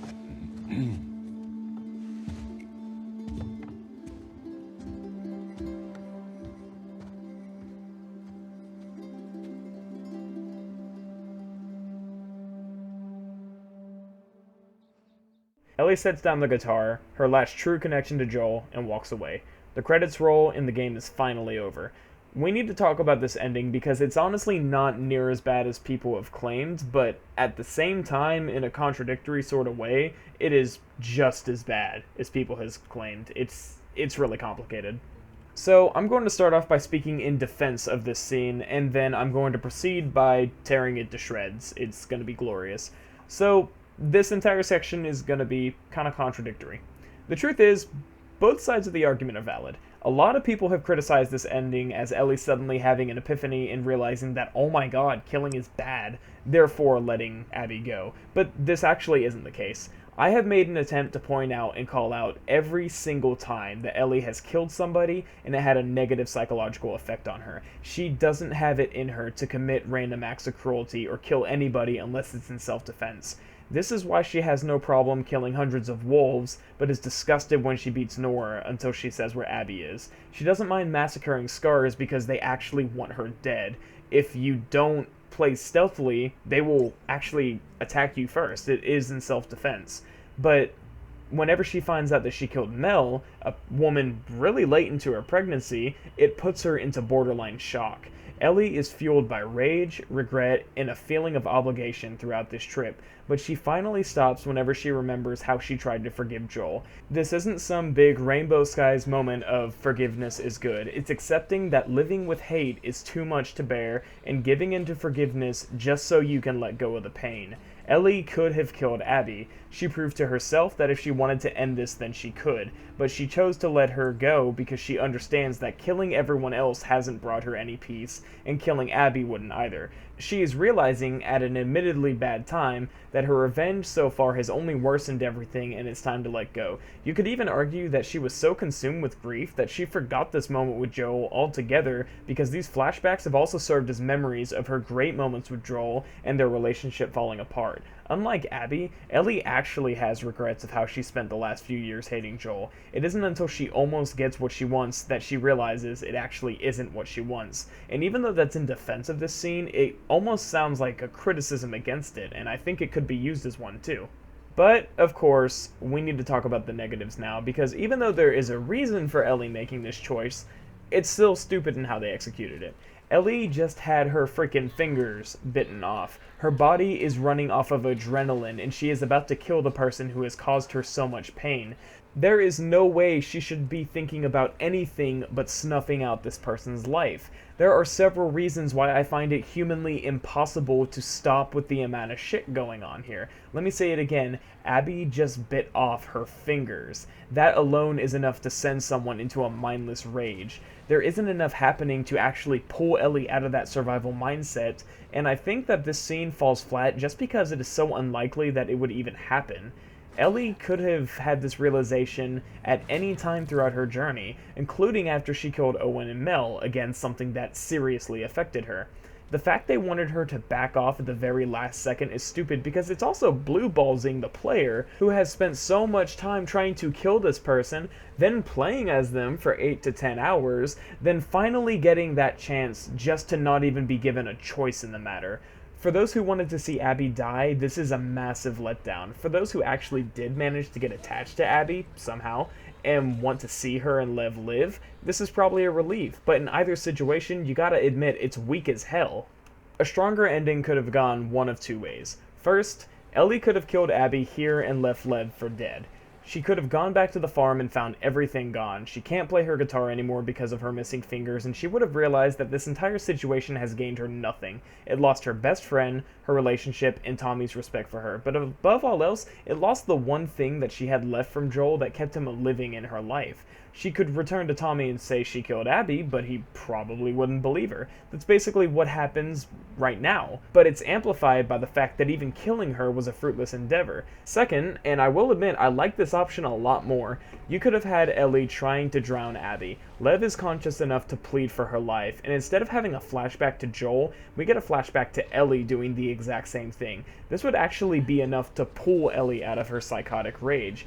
She would see herself in Lev and realize by killing Abby, it would only spur him to hunt her down and try to kill her. It's a cycle of revenge that she can put a stop to if she is only willing to make the tough decision and let Abby go. And it would also show once again that Ellie is more human and compassionate than Abby is. She would let Abby live, and the ending would be pretty much the exact same. I think that this ending would have been much better because it would bring the entire plot in a big circle. Joel kills Abby's father, so she hunted him down and killed him. Abby killed Ellie's adopted father, so she hunted her down and tried to kill her, but Ellie stops the cycle by letting her go instead of satisfying her own personal revenge. It would make the ending flashbacks a lot stronger because it already makes me feel bad that they made amends the night before Joel died, so it would be one more happy memory with Joel before she realizes that it isn't worth everything she lost. But the difference would be she is the one who put a stop to it. So there would have been a little positive mixed in with the negative, and it could be seen as a true bittersweet ending. Now for my last few points, we really need to talk about who the real winner of this story is. Abby lost all of her friends except for Lev, but gets to keep her life and regroup with the Fireflies, where she will at least have a home. Ellie lost everything. Tommy hates her now, so she can't go back to Jackson. She can't stay at the farm because Dina is gone, and she doesn't even have the ability to play guitar anymore. She's truly lost everything. And I find this really bad considering that Abby is the one who instigated this entire story. Abby never fully truly faces the consequences of her actions. Every one of her friends who died partook in Joel's death. They all paid for their actions, but Abby never really does. I'd argue that the only people who didn't deserve what they got, from Abby's pool that is, were Owen and Mel. Yara's unrelated because she wasn't part of Joel's murder. Owen was reluctant until the very end to go through with it, and he's the only reason that Ellie and Tommy are still alive. Mel wanted to kill Ellie and Tommy, but that was more out of fear that they were too dangerous to be left alive, and she was right. You could even argue that she was being more protective towards her unborn child because I just helped murder these people and these guys saw it happen. If they come kill me, they kill my child. And, you know, that's actually exactly what happened. So you can kind of understand why she wanted them to do that. So they actually didn't deserve the deaths they got. Abby doesn't ever have a reckoning moment except when she realizes that Tommy's the one who killed Manny, but she never truly has to face the fact that her actions had consequences the way that Ellie did. Ellie lost everything. In a way, this is playing to her fears, because in the first game, she tells Sam that she's afraid of ending up alone, and that's exactly what happens here. All in all, the story of The Last of Us 2 is not bad. The attention to detail was honestly surprising, and I was noticing more and more even as I wrote the script. But the way that the story is told is a complete mess. The game could have heavily benefited if Joel and Ellie were never brought up until the very end and it was only played from Abby's perspective. You could have gone through everything that happened and ended off with the confliction of a character you have grown attached to killing Joel. And it would have also made the deaths of people like Mel and Owen have more weight because you spent so much time with them before they died. Then they should have released a third game only from Ellie's perspective where you hunt down Abby, and the rest would be up to the groundwork that was laid before, but that's not the story we got. The story we got is too long. It's too fragmented, and it fails to make you feel for the plot essential characters because you just know they're gonna die. It's a roller coaster of pacing issues, and while it has some really cool set pieces, it just falls flat with a weak ending that hammers home the one and only true theme behind this game. Revenge is bad.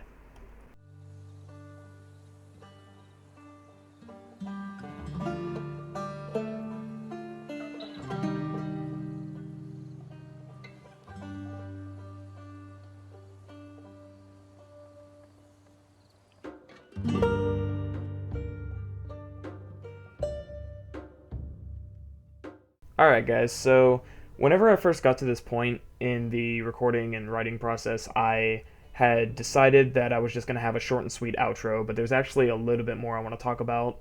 I'm trying to keep this under 5 minutes, but it keeps going over, so I keep having to condense it. Even the outro I'm doing numerous times. So I just want to thank everyone for watching. Anyone who's just stopped by, anyone who's been with the channel for a while, they'll know that this isn't something I normally do. But to any newcomers, I just want to say hi. Like I said, this isn't something I normally do. I typically do stupid gaming videos with my friends because that's just what the channel's here for. It's like, I try to keep it as like, I guess, a catalog or a document of all my friends' best and dumbest moments. So there may or may not be another critique video. This took a lot of time, and I know that whenever I'm doing college classes and working, I'm not going to have time to really do them, but maybe in the future, we'll see. So basically, first and foremost, I do want to say, I want to know if you'll just leave a comment down below, like, how did this video make you feel about the game? Did it change your mind? Did it solidify your decision? Did it make you love or hate it more? You know, how did you think about some of my points? You know, did you think I was too nitpicky? I just want to see some discussion about it, if you guys are cool with that. And I think it would be really cool to just kind of have a chance to talk about it and talk about the game, because I did feel like a lot of criticism and a lot of raving at the same time, just all the rants and raves going on, they were not only extremely polarizing, but they were, like I said, a little bit misguided almost. It seems like they weren't properly expressing their feelings, because I can assume that this game is such an emotional roller coaster that second time playing through it, I was actually fatigued. Like, I was physically fatigued from playing this game like 4 days in a row. It was exhausting because there's just so much going into it, and it just hits you with all these different feelings at all these different moments, and it really left me really, like I said, just fatigued at the end of it. So I feel like a lot of people were so emotional that they just went with their first instinct, but I was trying to kind of, I guess, think through things, and that's whenever, and a lot of these points I honestly didn't figure out myself, like the whole psychological abusing you into disliking Ellie. That's actually something that I read. I read it online in a because I was just scrolling through Reddit, seeing who was saying what about it, and they pointed that out. And then I went and played the game again. I was like, yeah, they're right. This actually is happening. They are doing this to you. That's why it's making me feel so bad about some of these parts, is because they're making Ellie do all these things that they're not making Abby do, and it's an unfair way of making you sympathize with Abby without giving you a reason. It's literally just bullying you into agreeing with them. So, yeah, that's basically what I wanted to say. This did take a lot of time and a lot of effort, but it was a lot of fun. And I know that once I'm done polishing it, which I'm doing right now, I'm just going back and fixing some errors, because I use Hit Film Express, and it's a free software, and it likes to delete some of my audio clips every now and then. So I'm going through correcting stuff, and it should be up here pretty soon. I'm almost done with it. It took 11 hours to edit the entire second half of the video, but I'm almost done with it.